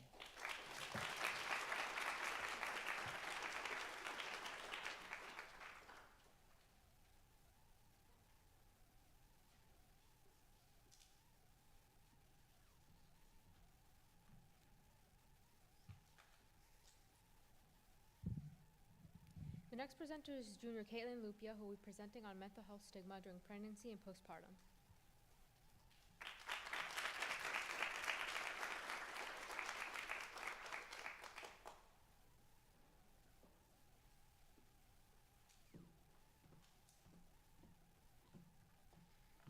Good evening. My name is Caitlin Lupia, and tonight I will be presenting on mental health stigmas during pregnancy and postpartum. A stigma is something that affects people that are battling a mental illness daily, with a stigma being defined as a characteristic that makes someone or other people believe someone is tainted for having a mental illness. With that, there are four main domains of stigma, and that includes self-stigma, public stigma, perceived stigma, and professional stigma. Starting off with self-stigma, that is when an individual has negative attitudes towards himself because of their mental illness. With public stigma, that is when society has negative viewpoints towards a person who has a mental illness. Next, with perceived stigma, that is when a person with a mental illness has or fears that other people are going to judge them because of their mental illness. This is because of the common misconceptions around mental health. Lastly, professional stigma is when healthcare workers have negative viewpoints towards their patients who have a mental illness. And stigmas are very commonly seen during the prenatal period, typically from the expectations that are anticipated from society. I have had the honor to work with Dr. Susan Law, who is affiliated with the University of Toronto.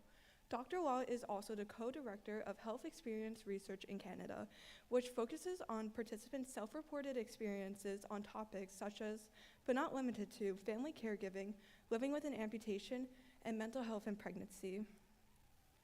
It is very important to research mental health stigmas specifically during the prenatal period, because during this period is a time of a lot of bonding. And without proper bonding, the mother cannot bond with her baby correctly, and it can also impact her own mental health. And these women are at risk of developing or even worsening a pre-existing mental illness they had.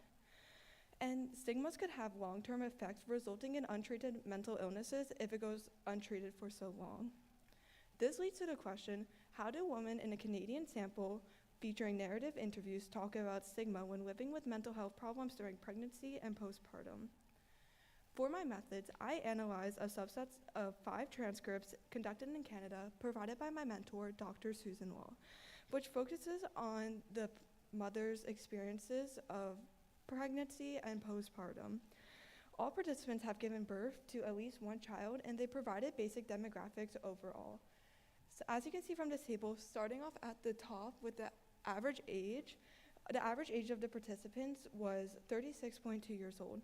Going down the line, all participants have been diagnosed with a mental illness, and the average age for that being 31 years old. At one time, all participants have been married, with 4 of them still being married and 1 of them being divorced from their partner. And as stated before, all participants have given birth to at least one child, and the PMH with a number on the side indicates each individual. So each number indicates one of the 5 participants. And since this was all conducted in Canada, these were all in suburban or urban parts of Canada. And all participants were Caucasian, and some of them have been on medications such as antidepressants and anxiety medications. And all participants have a college education, with some receiving bachelor's degrees and master's. And lastly, all participants spoke English, with some of them speaking French, Polish, along with Spanish. This analysis focused on the participants' self-reported experiences of stigma. While analyzing the transcripts, I looked for stigmatizing attitudes and behaviors in their response. So far, I have read 3 out of the 5 transcripts provided by Dr. Law. And from those 3 transcripts, I found themes of self-stigma, public stigma, and perceived stigma. Starting off with self-stigma, mothers felt very isolated when they saw the ideal, perfect mother. They were comparing themselves to the mothers who had no visible issues, and they were questioning why this is happening to them and why this other mother is having no visible issues. And this resulted in them feeling like a failed mother. And also, these mothers felt like they lost their identity because of motherhood, and people were not viewing them the same way they were getting viewed before giving birth to their child. Here's an example quote of self-stigma, and as stated by PMH15, my anxiety, which started during my pregnancy and made me behave in ways that isolated me and kept me from getting help that I needed to prevent the depression from occurring. Because she felt so isolated from society, that resulted in her developing depression. And because of the stigma being present, that resulted in her not seeking any proper professional mental health help. Next was public stigma. These mothers felt very isolated when no one was listening to their concerns that they were sharing with other people. Many mothers have been told by other people to pull themselves together and that she's overreacting with some of the situations she has gone through. And there's been many instances where mothers have been compared to other mothers by doctors. Here's an example quote of public stigma. As stated by PMH14, the other thing that happened was my mother-in-law at the time came over and she said to me, "You just need to pull yourself together." This mother shared what she was feeling with her mother-in-law, And that resulted in the mother-in-law dismissing what she was feeling and telling her to pull herself together, which is a very stigmatizing attitude. Lastly, one of the transcripts showed perceived stigma, and many mothers were afraid that other mothers were going to feel her as an unfit mother or a bad mother. And the participant that reported perceived stigma states, to not show weakness, and there's so many myths around what a good mother is. And because there is such a high standard and so many myths about what a good mother is, that resulted in her feeling like she had to live up to that expectation of what that standard is. In the future, I'm going to finish analyzing the rest of the transcripts and look for themes of stigma. And with those themes of stigma I find, I'm going to complete a table with quotes and the themes of stigma. And with that information, I'm going to prepare a manuscript for possible publication in the future. Thank you for your time.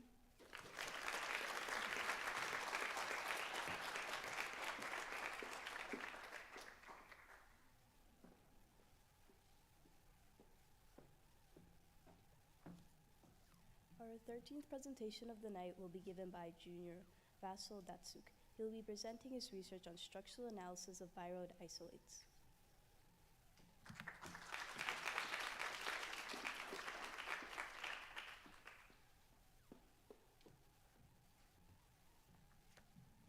Hello, my name is Vasil Ian Datsuk, and I'll be giving my presentation on the structural analysis of viroid isolates and their impact on small RNA accumulation. Viroids are small, unencapsulated circles of RNA that enter plant cells and replicate within their cytoplasm. A viral infection, very similar to that of a viral infection, has severe consequences for the plant, including wilting, leaf stunting, and even plant death. During replication, smaller RNA, or sRNA, are produced, which can be used to determine the species of the viroid infecting the plant. Here's a model of what a viroid looks like in its most simplest form.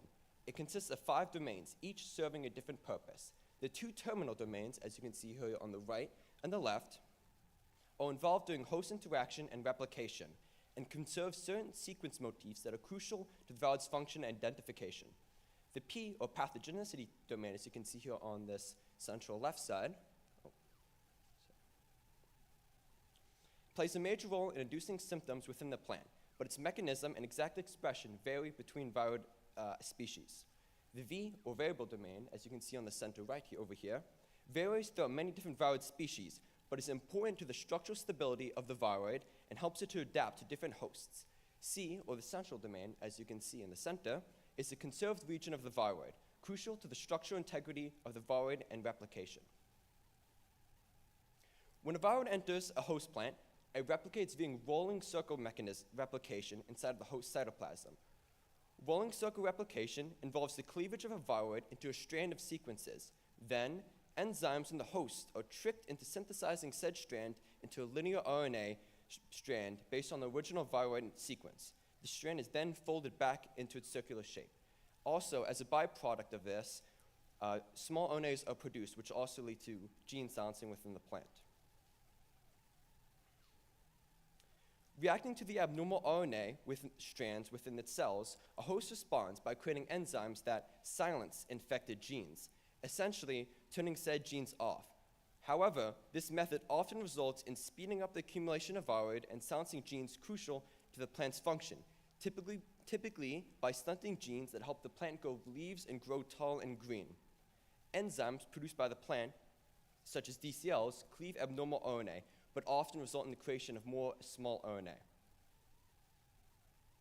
Small RNAs interfere and exacerbate gene silencing symptoms within the host and are one of the main causes of the plant's observed symptoms during infection. Here is a picture showing several plants infected with different isolates of a viroid 4 weeks after infection. EV is the control plant, as you can see on the left side of each image. On the right side is a different gene silenced by a plant, by a viroid. As you can see here, this PDS gene was silenced. You can see, compared to the plant on the left over here, the leaves are more green and it's a little bit shorter. And as you go down, these are more severe isolates of viroids. So you can see that with the STPK gene silence, the leaves are even more drooped, less green, the plant's very short, and with the OSTPK, which is even more severe, you can see that the plant is essentially close to death, with its extreme leaf drooping and stunted growth. My research would not be possible without my mentor, Dr. David Hendricks, a bioinformatics professor at the University of Oregon. He graduated from MIT with a postdoctorate and a PhD in physics from the University of Berkeley in California. Over the years, my mentor has accumulated several accomplishments and awards, including in 2022, he won the Wayne and Glades Valley Foundation Biohealth Fellow Award for his research in the bioinformatics field. In 2021, he won the College of Science Dean's Early Career Achievement Award for his excellent performance as a professor in the University of Oregon. Additionally, in 2019, he won the University Mentoring and Professional Development Award for his stunning performance as a professor in helping students achieve their passion. My study consists of two parts, a structure analysis and a small ONA analysis. I am working with some other colleagues at the University of Oregon to complete the study. My focus will be on the structural aspect of viroids, and my colleague will be focusing on the small ONA aspect. My mentor provides me and my colleagues with coding assistance and organization.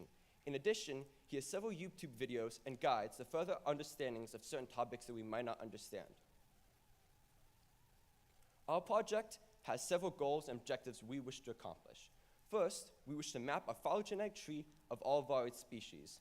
Then, create structures of viroids from the detailed sequences, analyze small RNA accumulation and information, and then create a conclusion about small RNA accumulation between viroid species and compare structural differences. Back in August, I began to work with my mentor on the project. We linked my Chromebook up to the servers in Oregon State University for us to easily collaborate and add on to each other's work. While getting my account for the University of Oregon set up, we downloaded all viroid sequence data that we could find from the National Center for Biotechnical Information, also known as the NCBI. With this information, we then converted to FASTA file format to be used in the Oregon State servers. Then, with this FASTA file, we sorted out all non-viroid and complete sequences, which included points like viruses, RNA fragments, and partial sequences. Then, we created a proper naming and tag category for all 5,000 plus sequences in our data set. Then, I restructured all sequences to begin and end at specific sequence patterns to be easily mapped into a structure later on. In the future, we have to convert this FASTA file into a Stockholm file to be used in the software called Infernal. Infernal is used to generate predicted viroid structures and analyze data from said structures. Then, I hope to combine my findings with my colleagues' work to make a final conclusion and write a research paper. Thank you.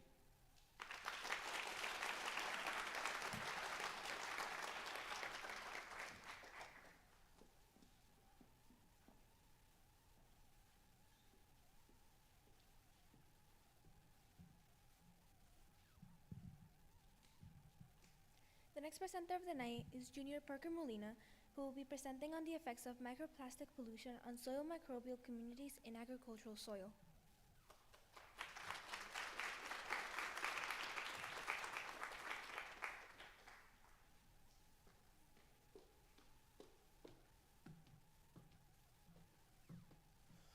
Good evening, ladies and gentlemen.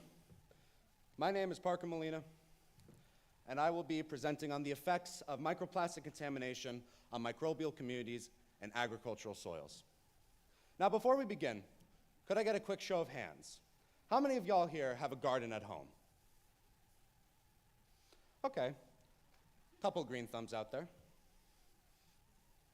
Now, my research focus has recently shifted away from specific growth-promoting soil microbial communities and instead towards the effects of microplastic contamination on said microbial communities present specifically in our local agricultural soils.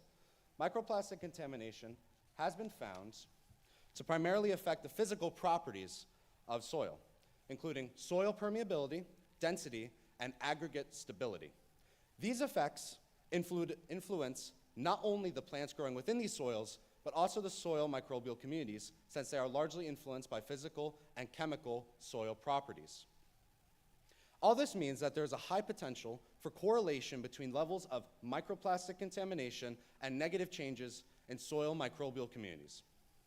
But first, let's talk about my mentor, Dr. Kate M. Scow. She is a professor emeritus of soil microbiology at the University of California, Davis. We have been collaborating for about a year now, regularly meeting over Zoom and phone calls and sending emails back and forth. She has been a delightful woman to work with, and together we have achieved so much, and I'm so very thankful to have her. My recent research pivot has led to the interesting subtopic of the relationship between soil fauna and microplastic movements in soil. Microplastics are capable of adhering to the skin of soil fauna like isopods and earthworms.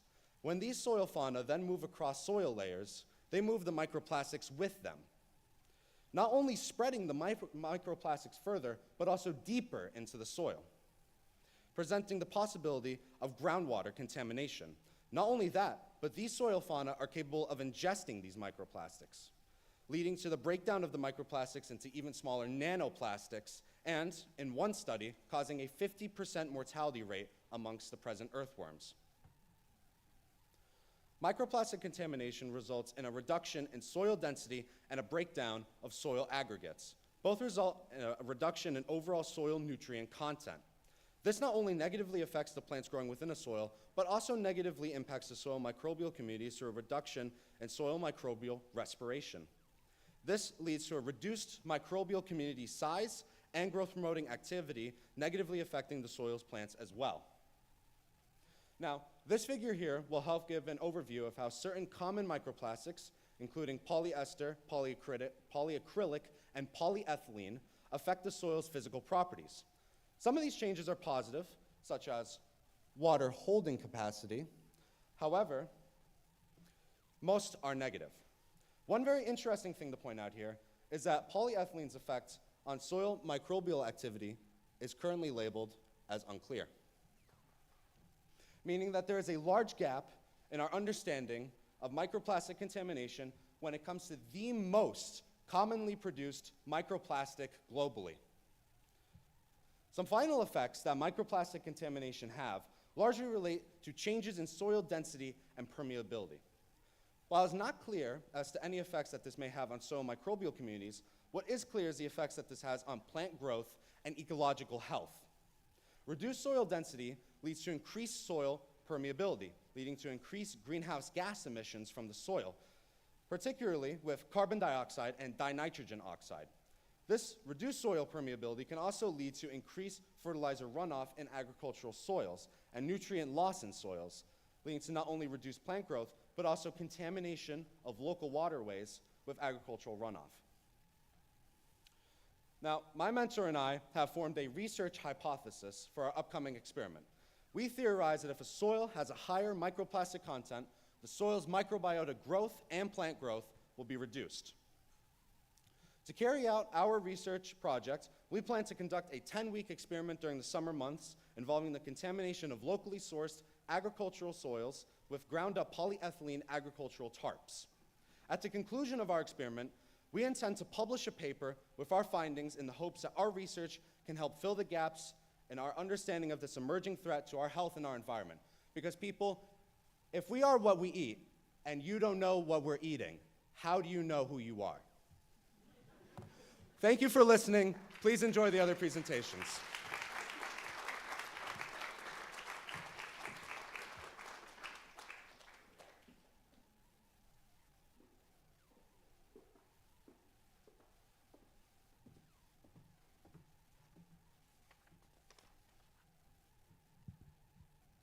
Our next presenter is Junior Eman Khalid, whose research focuses on surgical treatment for chronic migraines.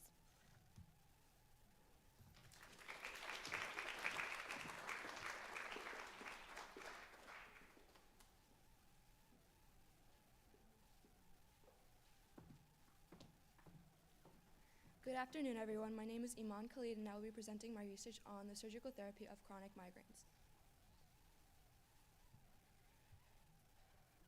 So just to dive right into it, I'm going to be explaining and giving an overview of my current research focus. This past year, I've shifted my research focus on the various surgical techniques used to treat chronic migraines. Surgery is fairly new, and it's only emerged and evolved in the past 2 decades. My bibliographic research has focused on the 3 most common trigger sites, which include the frontal, the occipital, and the temporal trigger sites. My overall research focuses on examining the efficacy of surgery and its adverse effects. So this past August, I've had the honor of establishing a mentorship with my mentor, Dr. Eduardo Raposio. He is a medical doctor and has a PhD in reconstructive surgery, and he is associated with the University of Genoa. This past year, he's enhanced my bibliographic research tremendously and helped guide my project and my research question. With that said, my research question is examining the efficacy of various surgical procedures in the treatment of various trigger sites for chronic migraines. My research will be a large case study consisting of many clinical trials in order to find overall trends between each trigger site.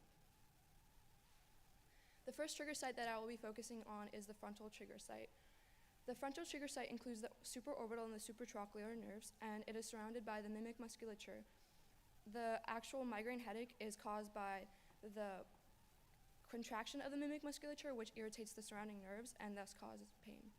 Previously, my mentor and many other surgeons have made use of an open technique to treat the facial muscles associated with the frontal trigger site, but they've switched to an endoscopic technique because they found that it gives them better visualization when conducting the surgery and also gives them higher success rates. Essentially, in the surgery, after achieving better visualization through careful incisions, there is neurolysis of the nerves and myotomies that is carried out. This next image just shows the region where the frontal trigger site is and where migraines occur. It shows the corrugator supercilii, which is the little angry eyebrow looking things right there. And in between that, it's the procerus muscles. And it's important to note that these structures aren't actually being treated, but the causation of migraines is caused by this, or by the contraction of these muscles, which is why it's important to know. The next trigger site that I will be focusing on is the occipital trigger site. The nerves that are associated with the occipital trigger site consist of the greater occipital and the lesser occipital nerves. And essentially, occipital migraine headache is triggered by the irritation of the semispinalis capitis and the obliquus capitis. This surgical procedure consists of the neurolysis or the ligation of the GON and the LON. It just depends on what the surgeon actually prefers. And the surgical procedure consists of a roughly 5 centimeter incision that is made horizontally above the superior nuchal line, and this is made where the pain is reported. Followed by this incision, there is subcutaneous and muscular tissues that are undermined and lifted for better visualization of the nerves, and the researchers either carry out ligation or neurolysis. And for definition, ligation is the surgical procedure of closing off a blood vessel or other duct or tube in the body, and essentially this kind of stops the pain from flowing. Neurolysis is also the freeing or destroying of a nerve, which is also used to relieve pain or improve nerve function. This image shows the general area of the temporal trigger site. Over here is where the temporalis muscles are located, and the GON and the LON are nerves that kind of branch out on both sides. They're two nerves that branch out, and they have smaller nerves located as well. The next trigger site that I will be focusing on is the temporal trigger site. The nerves that are associated with this are the auriculotemporal and the zygomaticulotemporal nerves, and the techniques that are used are the endoscopic approaches. Surgeons have either used decompression of the nerves by using cauterization of the ZTN or carrying out the neurolysis of the nerves. This image also shows the general area. This is the temporalis muscle, and the ATN is located a little bit in front of the ear over here, and it's significantly larger than the ZTN. My future plans consist of compiling more bibliographic research and conducting my meta-analysis to find overall trends in each trigger site and which surgical treatment is the best for treating each site. I also want to look into the relevance of minor trigger sites because I haven't really focused on that this year, and I would like to know the efficacy of surgery in those areas as well. I also want to look into ultrastructural imaging differences to diagnose chronic migraines because it'll significantly make diagnosing chronic migraines easier. Thank you.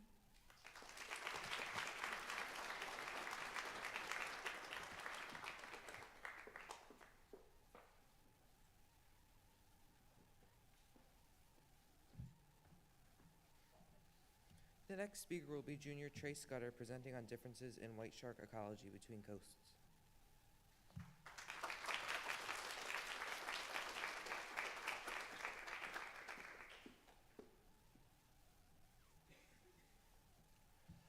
Hello, my name is Trey Scudder, and I'm presenting on the differences in great white shark ecology between coasts. Great white sharks are apex ocean predators with a global distribution, and they play a crucial role in their ecosystems. One of these roles is regulating the concentrations of their prey within each habitat they reside in.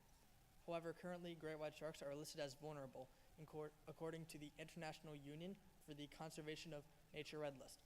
This is due to several anthropogenic factors, including climate change, as well as commercial and recreational fisheries. Increasing the knowledge of great white sharks can help researchers pinpoint important areas for protection, and this can in turn help legislators in passing effective laws to ensure the conservation of the species. Previous research has shown that great white shark behaviors can differ based on their location. An example of this is great white sharks in South Africa utilizing kelp forests to hunt and ambush their prey. These behaviors are not present in areas where kelp is not present in the habitat, forcing white sharks to adopt different behaviors and tactics to hunt. My research mentor is Dr. Samantha Andrzejczyk, who is a part of the Hopkins Marine Station and Stanford University. Dr. Andrzejczyk and I converse via Zoom calls, and she has been crucial to my progress towards my research project, providing me with guidance to my research project, as well as providing insight. It is with the help of Dr. Andrzejczyk that I've formulated the research question: how do the movement patterns of great white sharks differ between the eastern and western coasts of the United States? Through my bibliographic research, I have learned much about great white sharks from different regions, and with each region, I have found differences in the behaviors of these sharks throughout all life stages, ranging from adulthood as young as newborn great white sharks. An example of this can be found in juvenile white sharks in the New York Bight, which have been documented swimming much greater distances from the shore as compared to juvenile white sharks in the Southern California Bight. This can be attributed possibly to the differences in the width of the continental shelves within each region, with the continental shelf in the Southern California Bight being approximately 10 kilometers wide, whereas the New York Bight continental shelf is over 100 kilometers wide. These differences in behavior due to the surrounding habitat can possibly influence the behavior and movement patterns of white sharks going into adulthood. Data on the behaviors and movements of great white sharks can be collected through several methods, the most common of which include the use of spot, acoustic, and PAT tags. Spot tags collect the movement data of white sharks and transmit it to researchers via satellite uplink. Acoustic tags collect and transmit individual positions which have been detected by previously placed receivers, and PAT tags collect data on the depth, temperature, and light levels that the shark is experiencing. These pictures show the movement patterns of great white shark migratory patterns in the Pacific Ocean from the years 1999 to 2005. The picture on the left shows the movements of the two white sharks which were tracked in the study, and the picture on the right displays the concentration of locations based on the season. Each color contour, being red, yellow, and blue, represents the concentration of positions, being 90%, 50%, and 25% respectively. As you can see, the movement patterns displayed show east to west migratory patterns. The graph on the left shows the migratory patterns of white sharks in the Northwest Atlantic Ocean based on the month of the year. The graph shows how white sharks are migrating south in the winter months and north in the summer months. The map on the right is a visual of the range of white shark migratory movements, with the top of the graph showing the top of the white shark migratory range at 50 degrees northern latitude, and the bottom of the map shows the southernmost point of great white shark migratory range at 15 degrees southern latitude.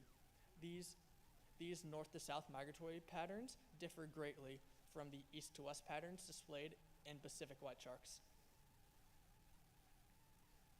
A study conducted in the New York Bight found that young great white sharks possibly choose their habitats based on several variables, including temperature, salinity levels, chlorophyll concentrations, the bottom depth, and the bottom features.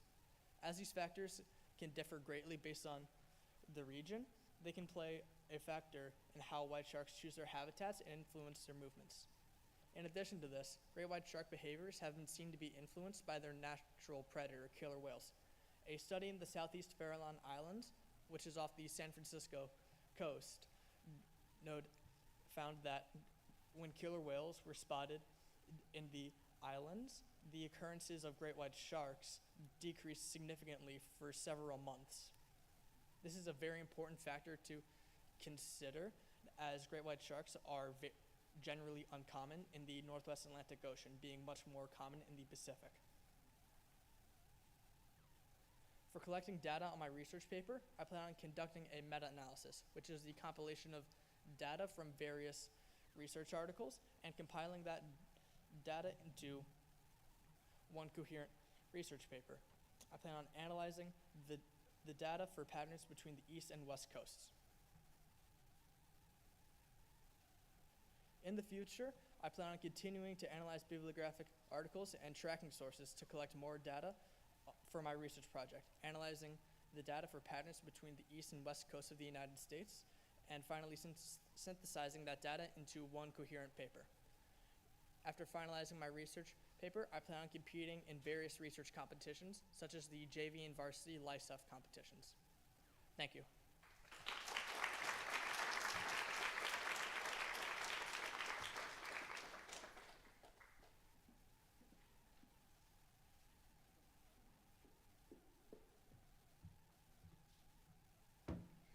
The next presenter is my brother, Junior James Maroulis, who will be discussing his research on malware detection with the EMBER dataset.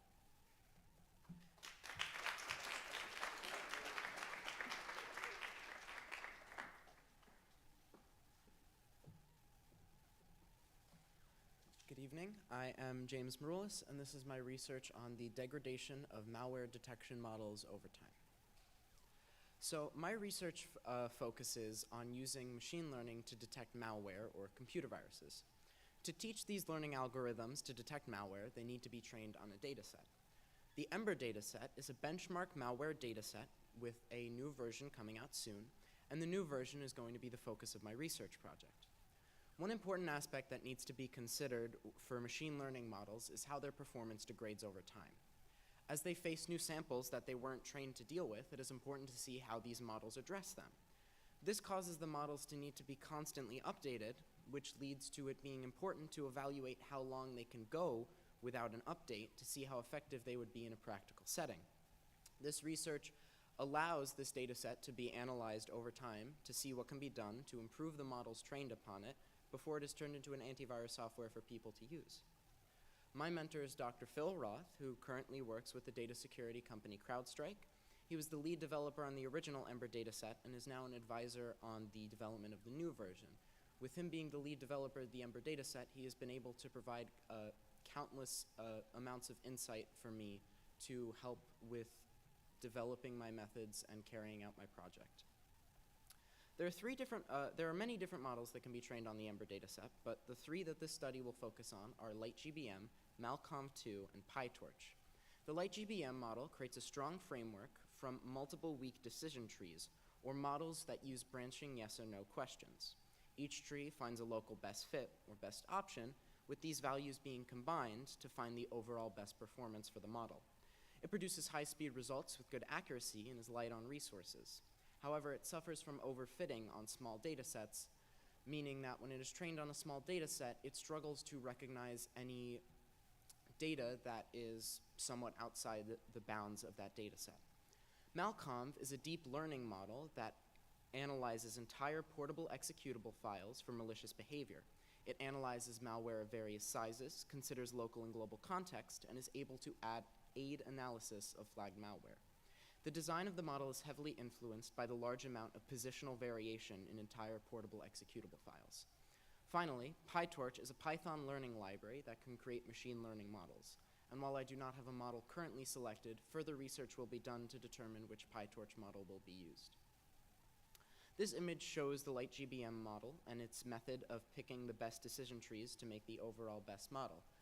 As can be seen here, it will go down one branch and slowly work its way through before going down another branch and looking at the branches once it has run through them all to see which direction of branches provided the best result. This image shows the Malcolm model and the framework it uses, taking raw bytes and embedding them, sending them to two separate smaller models, combining the results of these models in the pooling layer, going through some analysis, and then providing a final result. This image shows the general workflow of selecting a PyTorch model, where the data is prepared, a model is picked, the data is then sent into the model is evaluated, and over time, by changing aspects of the model, we are able to determine a best fit for the model so then it can be used in a practical setting. To carry out my research project, my current methods begin with taking the data set and splitting it into chunks based on the date of each malware's first appearance. I will train the machine learning algorithms on data from January and February, and then use each following month to test the algorithm. Each month will be used to test separately, allowing for the simulation of the model encountering data it has not been exposed to before in the order that it would actually appear, letting us measure how the performance of the model decreases over time, allowing for the analysis of the performance degradation. To prepare to carry out my methods when the new data set comes out, I am practicing my methods on the current Ember data set. I'm using the Pandas framework to split up the data set, which is a tool meant to manipulate data via the coding language Python. By doing this practice run with the current data set in Pandas, this allows me to make sure I have the necessary skills for carrying out my data collection methods when the new on the new Ember data set when it releases. My future plans for my project are to carry out my methods on the new Ember dataset once it releases. Once I will do this, I will be able to collect my results and analyze them for the severity and change in performance. This will allow me to write my research paper, completing all I need to do for the science research program. Thank you.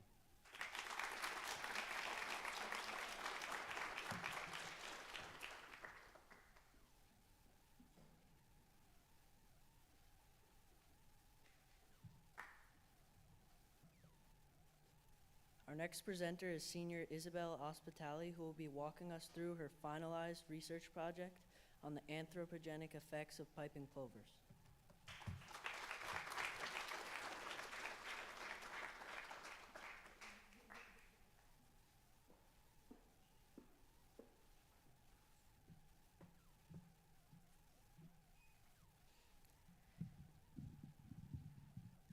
Hello, I hope you're enjoying your evening. My name is Isabel Ospitali, and this is my final presentation on the anthropogenic effects on piping plovers. The piping plovers tend to nest on sandy beaches in the dunes. They tend to lay about 3 to 4 eggs per nest. When they're born, they're too small to collect their own food. This leaves the parents in charge of going and collecting food for them. Their main dietary restrictions are arthropoda, mollusca, and annelida. In this chart, you can see the three different food representations that I spoke of. You can identify them because the annelida is smooth and wormy looking, the mollusca has more of a shell shape and a hinge-like opening, and the arthropoda are more like animal bugs. I'm sure that you've all experienced stress at some point in your life. Everyone has. But did you know that plovers, as well as many other birds, can experience stress to the same level as people? Because of this, my main research focus has been on the different anthropogenic effects on sandy beaches and on the piping plover population. There are many different kinds of disturbances that can affect the plovers, such as driving on beaches, dogs on and off leashes, and people. There have been many different efforts to try and prevent stressing the plovers out and conserving their population, such as setting up ropes along the dunes, planting beach grass, and beach closure around nesting time. Predator exclosures have been one of the most effective ways of helping the plover population by helping increase it by about 22% in the last decade. Why is it so important to preserve the plovers and their habitat? Well, the plovers control populations of insects and small crustaceans on beaches. This keeps the water clean and sanitary for us. They also act as an indicator species for ecosystem health. This means that they're an organism whose presence or absence reflects a specific environmental condition. They also maintain the natural balance of coastal ecosystems. All of my research couldn't have been done without my two mentors, Dr. Christy Wales from the Virginia Tech Shore Program and Dr. Chelsea Weithman from the Department of Fish and Wildlife. After all of my article research, I was able to form my research question. How do anthropogenic factors, such as driving on beaches, affect the piping plovers and their habitat? With my research question, I was able to form many hypotheses, but landed on, if there is a large amount of anthropogenic effects as measured by number of beachgoers and driving on sandy beaches, then plover prey will decrease in abundance and size. Over the summer, my mentor, Dr. Christy Wales, and I worked with collecting core samples from 2 out of the 4 sites along Fire Island. These sites consisted of Site PSO, which is the Pattersquatch Overwash, and Site BRO, which was the Bridge Overwash. In these sites, we tested the distribution of prey among the shore by taking core samples of invertebrates. The way that I can describe a core sample is like taking a medium circle-sized cookie cutter of sand by the water in hopes to find invertebrates.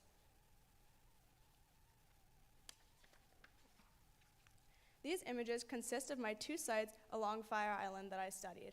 Site BRO, which you can see right here, and Site PSO, which you can see right here.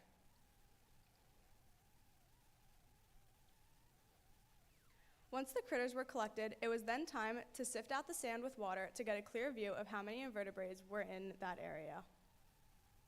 I then counted the amount of critters in the sifter, wrote down the results, and released them back to the same area we collected them from to cause as little irritation as possible. After that, we used binoculars in order to count the number of plovers, cars, people, and dogs that we saw in that area. We then walked a short distance and collected our next sample. This was done about 10 times per site. Finally, we sorted our data into Google Sheets to make it easier to read. We then conducted t-tests and formed a conclusion. A t-test is a statistical test used to determine if there is a significant difference between the means of 2 groups or a single group of a known value. My mentor and I conducted 3 t-tests: driving versus no driving, people versus no people, and dogs on versus dogs off leash. In order for these factors to have no effect on the plover and vertebrate samples, our p-value would need to be above 0.05. The p-value represents the probability of obtaining extreme results. This is the chart that I was able to create based off of my data and results. The mean represents the average value of a data set, or the difference between 2 group means, while the standard deviation measures the spread or variability of the data points around that mean. The results of driving versus not driving was p equals 0.000273, which is significantly lower than 0.05. Similarly, the result of dog on leashes versus off leashes was 0.003968. People versus no people had a different outcome, where p equaled 0.129386. This was significantly higher than 0.05. The result of driving versus no driving t-test was less than 0.05, which tells us that driving on beaches has a significant impact on the plover invertebrates. The result from people versus no people were above 0.05. This one told us that the amount of people on beaches does not have a large impact on the plover invertebrate samples. In the future, I hope to continue conservation efforts on local or community events like planting beach grass and setting up ropes along the dunes. I also plan to pursue nursing upstate at SUNY Plattsburgh. Thank you.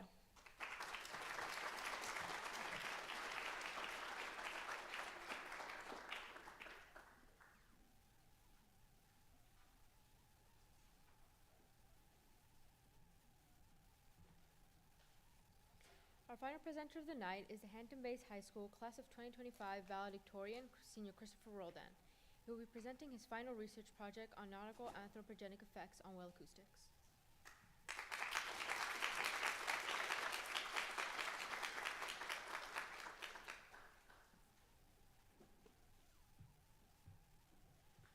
Good evening, everyone. I hope you've enjoyed the presentations that we've held for tonight. My name is Christopher Roldan, and this is my science research presentation on the nautical anthropogenic effects on whale acoustics. First, I would like to thank my mentor, Dr. Manuel Castellet, who is a research scientist and bioacoustician at the National Oceanic and Atmospheric Administration. He specializes in the effects of anthropogenic noise on whale acoustics, including specifics about them, such as echolocation and hearing. He provided direct instruction, advice, and assistance towards the entirety of the project. So whales have an incredibly complex acoustic system in our world's oceans. Their calls allow for forging communication and location between their social whale groups. And unlike typical acoustic systems that are located on the surface, such as with songbirds, whale songs are based on regional themes rather than simple imitation. You would generally find a whale song if you were to look in South Africa compared to somewhere like Asia. Their songs can last from a few minutes to several hours throughout various different species. So the typical structure for a song typically follows a pyramid sort of scheme. You have various different song units that are themselves comprised into several different phrases. Those phrases are themselves a part of different themes, which compile themselves into the whale song. So in one whale song, you can find hundreds to thousands of different whale calls. However, the various activities that humans do on the surface, in this case in the water, do present a pin in these acoustic systems. So industries such as tourism, energy collection, and transportation all utilize various engines that emit various levels of noise pollution into the world's oceans. Typically what happens is a phenomenon called masking, where the stronger sound completely envelops the weaker sound. Kind of like when you try to scream at a rock concert and your scream gets enveloped by the noise. This causes various effects to whales in terms of their acoustical and physical behavior. Generally, whales across their lifetime try to outperform the noise, similar to how you would try to scream louder over that concert noise. And in the most extreme cases, whales would be forced to be displaced or migrate from their former foraging and breeding habitats. So one tool that is generally used when studying whale acoustics is what is known as hydrophones.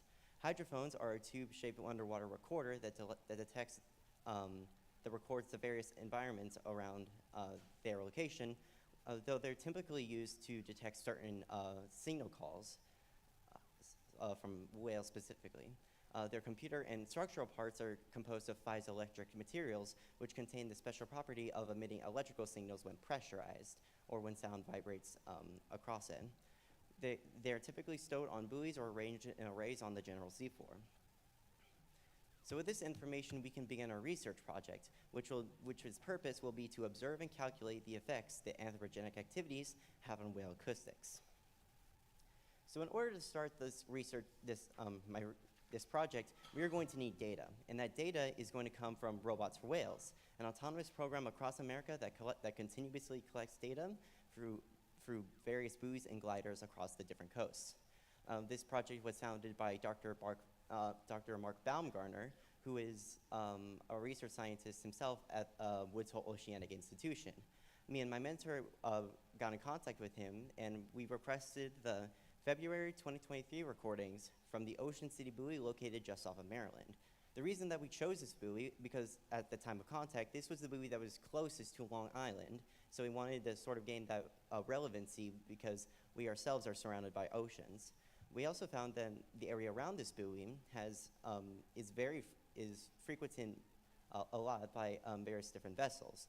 According to Marine Traffic, a site that uses satellite data to detect various sea vessels in a given time frame, 147,000 routes were observed in 2023 around this buoy that we selected. According to Robots for Whales, the recordings typically had humpback whales and fin whales that were present. So at this moment, we are going to be analyzing those two species. So once we had our recordings, we then had to plug them into a program called Raven. Raven is an audio analysis program that converts audio files into corresponding waveforms and spectrograms. This program was developed by students at Cornell University who initially used it to detect various bird signals. In this research project, spectrograms will be primarily analyzed.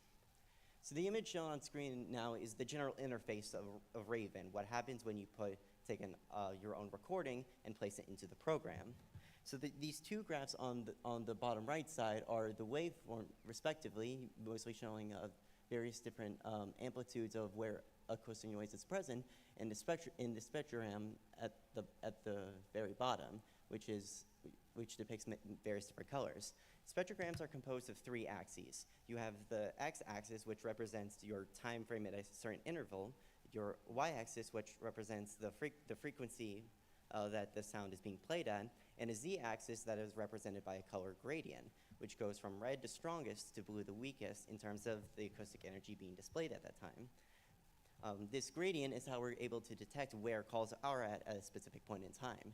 As we can see here, those pulses of red that are near the bottom are themselves whale calls at this specific moment in time. So in Raven, we are going to be making what are known as selections. In Raven, you are able to perform an action, which is when you drag and drop a box on a specific space in the spectrogram, in which you are able to have Raven apply a measurement inside it. So we're going to be making 8 different types of selections at this given moment.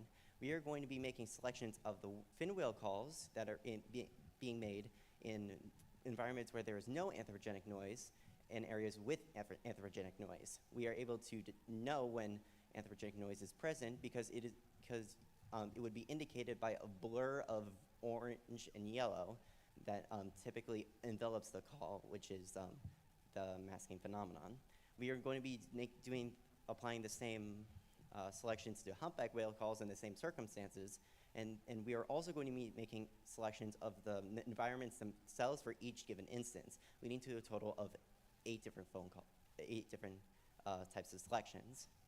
So the measurement that we are going to apply for every single selection is what is known as the average power density, decibels per hertz. So the two images shown on screen are the 2 different calls for both humpback whales and fin whales. We can see humpback whales are shown to be similar to like sine waves where they oscillate around a given frequency. That frequency is generally higher than fin whales, which themselves are brief pulses of sound at significantly lower frequencies.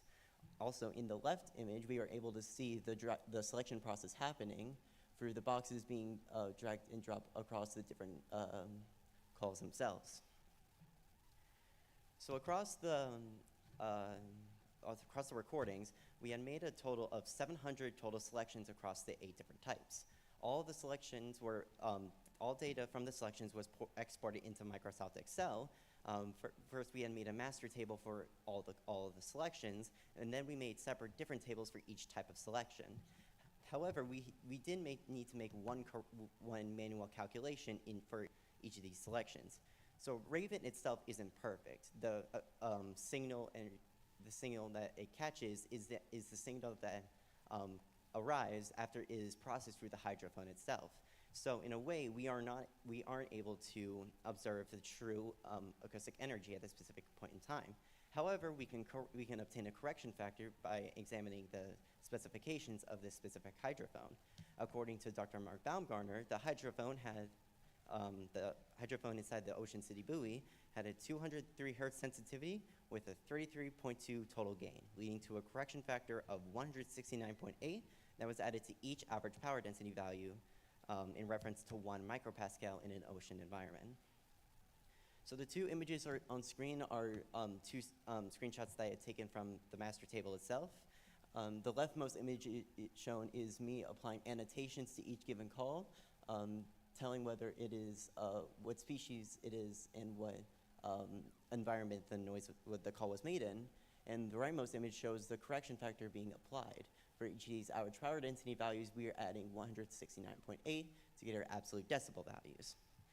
So once we had all of our absolute decibel values, we are able to construct graphs that illustrate this data set in a way that we can analyze. This is the graphs that we can make after spreading out our humpback, our absolute decibel values. As you can see, there is a general trend between the two graphs, one of which being the calls themselves and one of which is representing the environments the calls were made in. And that is the instances in anthropogenic environment are higher in decibel value rather than those made in a quiet environment.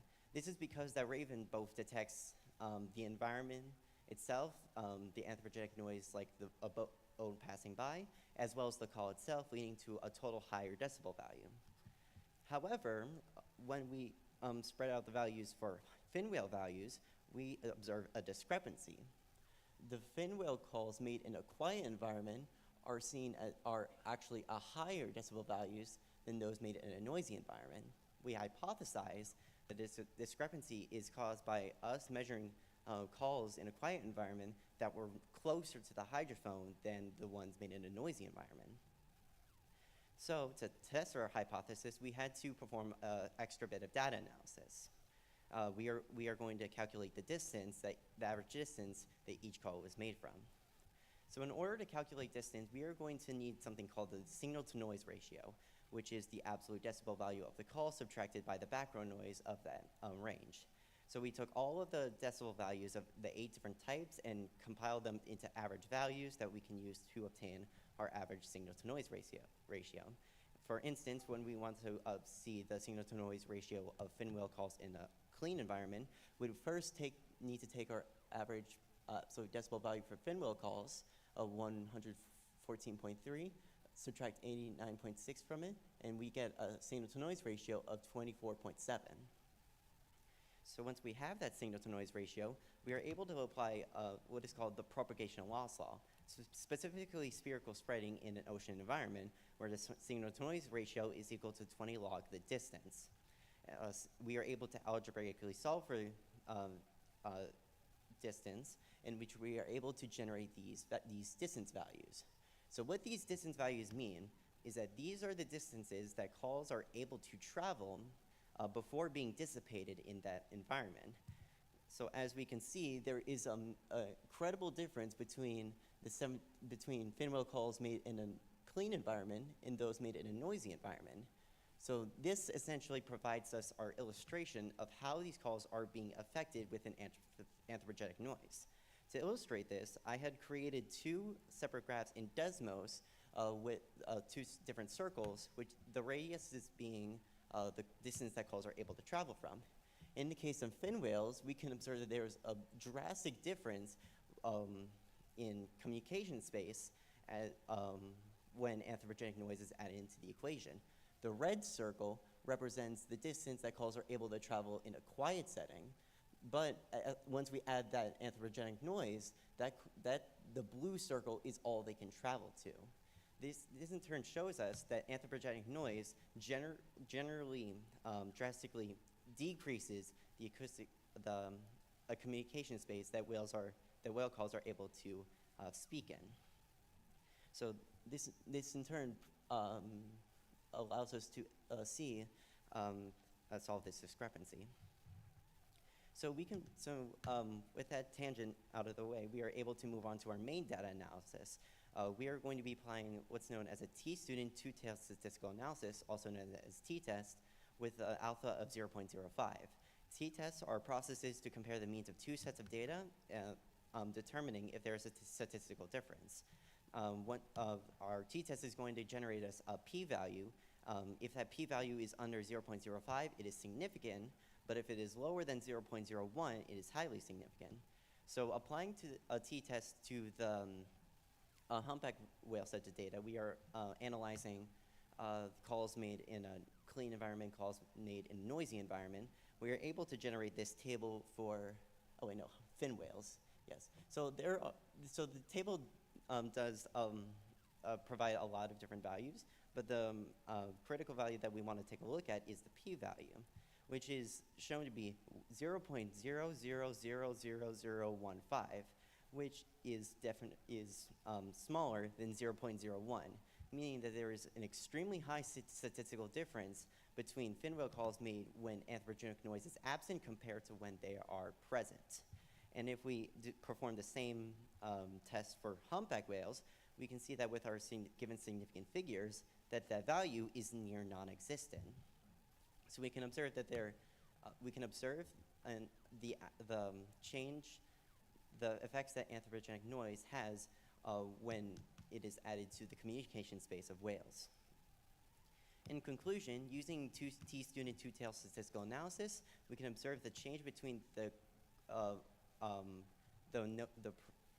presence of anthropogenic noise in a communication space drastically changes the value then of acoustic energy that whales call is able to emit. We can observe that fin whale calls receive the highest acoustic impact through the decreased acoustic space from our extra data analysis. And the reason that we want to perform this kind of analysis is because that whale species rely on this communication space in order to thrive. If you can recall back to my introduction slide, whales need this acoustic space in order to forage, to locate their young, and to communicate with other whale species. Once we're able to illustrate and explain these effects that human engines have on whales' acoustic space, we are able to effectively apply limitations on engine usage in boats to ensure that endangered whales such as the North Atlantic right whale can thrive in our world's oceans. In the future, I plan to study computer science at Stony Brook University with a specialization in artificial intelligence and software engineering. Thank you for coming tonight, everyone.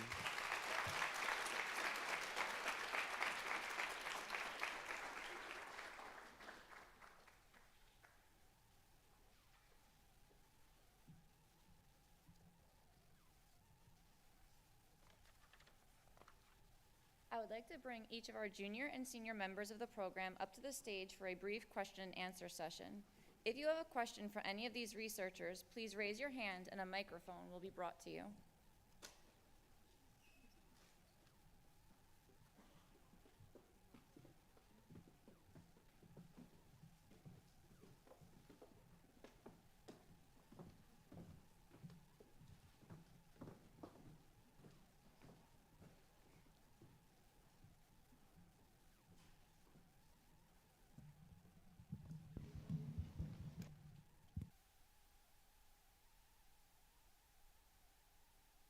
Looking for questions from the audience?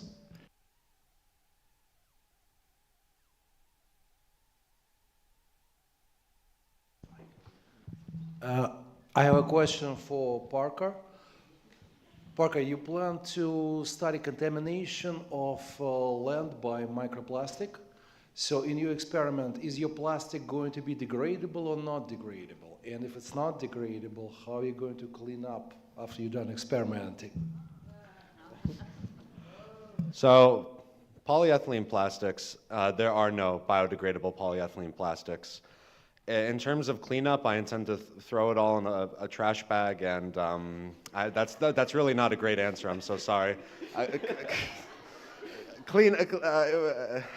I'm sorry, this is not something I really anticipate. This is something I have to plan out and work more with my mentor. It's not even something I've considered at all. Thank you, doctor, for mentioning this. I'll definitely make sure to mention this to my mentor during our next phone call. Thank you. Thank you, Mr. Green Thumb. Thank you, Mr. Green Thumb. Thank you to Dr. Z for starting us off with such a thought-provoking question.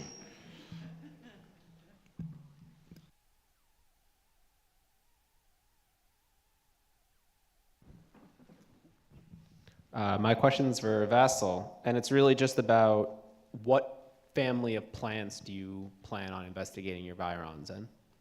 So it doesn't really matter in particular what plant we are investigating, because we are more so analyzing the viroid itself rather than the plant.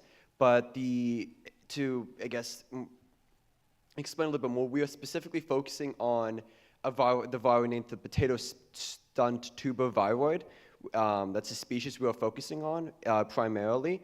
And most commonly, this virus has been seen to infect tomato plants. That's what most of these studies have been doing because it's the easiest to observe said symptoms with the tomato plant, the Rutgers specifically, if that answers your question.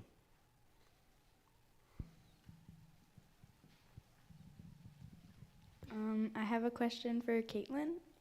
Are there long-term effects of stigma on mothers, and if so, what are they?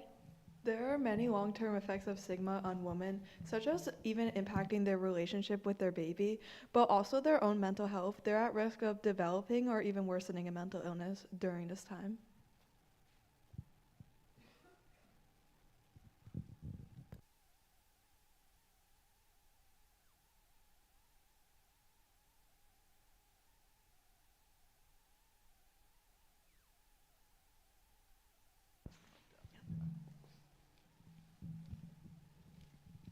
Thank you. My question is for Chris.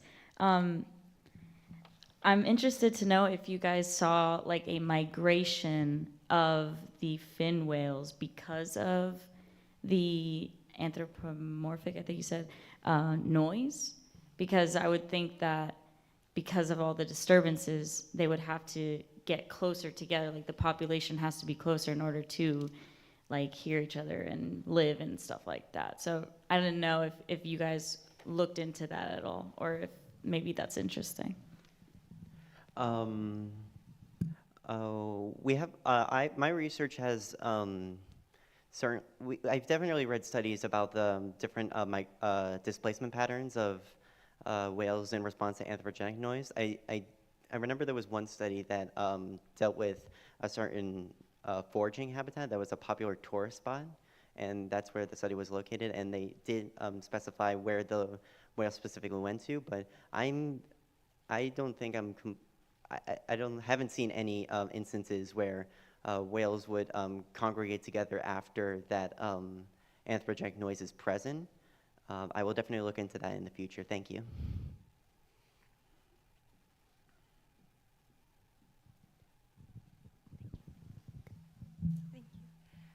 So my question is for Iman. I'm interested in your focus on surgery as a treatment for migraines, and I'm wondering how prevalent migraines are as surgery is for treatment for migraines, and are there how effective are surgeries in general compared to other options for migraine treatment?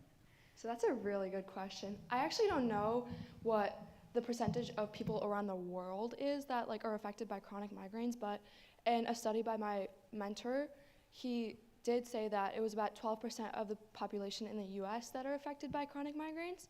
And initially I started looking into surgery because chronic migraine affects a lot of people in the US, and people with chronic migraines, oftentimes they try pharmaceutical drugs and stuff, and essentially that doesn't help treat their migraines, so they just suffer. They have a lot of migraines in 1 month, and so surgery is really the only option that they have to kind of get rid of it.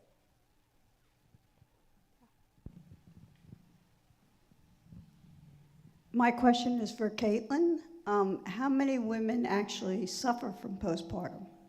So about 25% of women experience postpartum depression, but 85% of women do experience baby blues, and that's excessive periods of just crying, sadness, anxiety, and even depression included. So it does affect a lot of women.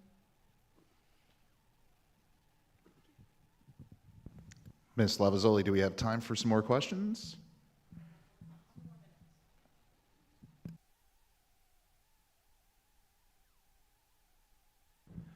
Oh, the choices to bully. I'm going with one word, though, sharks. Trey, you're up.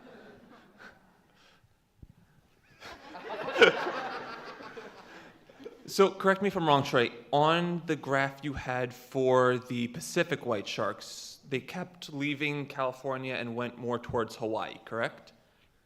Yes, the white sharks in the Pacific Ocean displayed east to west migratory patterns, moving westward towards Hawaii. Besides the seasons that you talked about in your presentation, did you find any other reasons why the sharks were going to Hawaii as a final destination? So I don't know why the sharks were traveling to Hawaii specifically, but based on research from other islands, for example, the Southeast Farallon Islands, white shark occurrences there were highest during the late fall to early winter months, so from like September to November. And the reason for that was because during that time period, there is a very high amount of juvenile elephant seals in the area. Okay, thank you. You're welcome.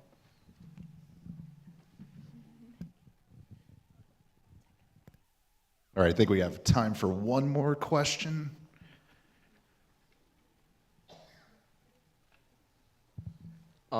My question is for Parker. Sorry. It's okay, don't be afraid. How would your research be applicable to my own garden? Okay, so my research is largely applicable in considering if you are going to use any kind of plastic product in a garden, such as an agricultural tarp to help maintain favorable growing temperatures and conditions within your soil, I would suggest doing more research into what specific tarp you're getting, what plastic is it made out of, is it reusable in any degree, or is it I use it once and I throw it out? So ultimately, I would say it just helps generate concern and promote research first into actions regarding your garden rather than simply just, oh, I want my flowers to be greener. Thank you very much for your questions.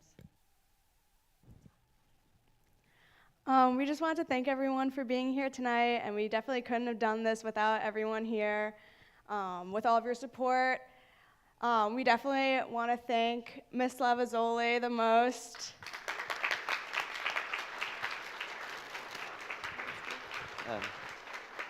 Me and Izzy have had Ms. Lavazzoli for a total of 3 years, and I gotta say she's one of the best teachers I've ever had.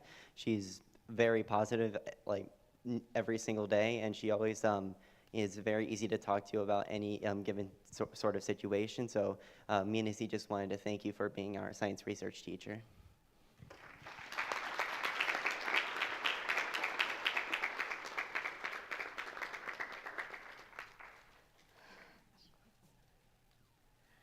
We also want to thank Ms. Fassini, because even though she wasn't our science research teacher, she definitely helped us out so much, definitely these past 2 years.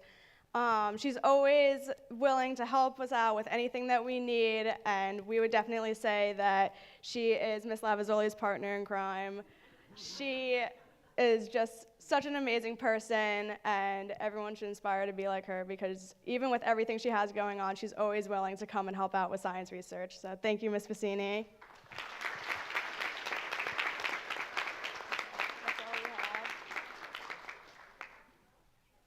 You guys are the best. I've been very lucky to have you. So I'm going to invite all of our science research students to go ahead to their posters. Thank you so much. Of course.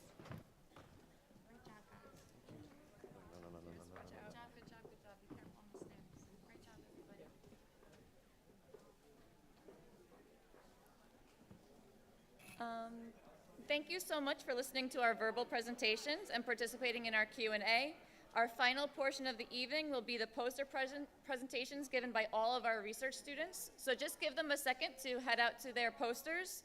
They're going to start over in this corner, all the way around to the cafeteria, and there'll be some dessert in the cafeteria if you're interested. Okay. Thank you so much, everybody.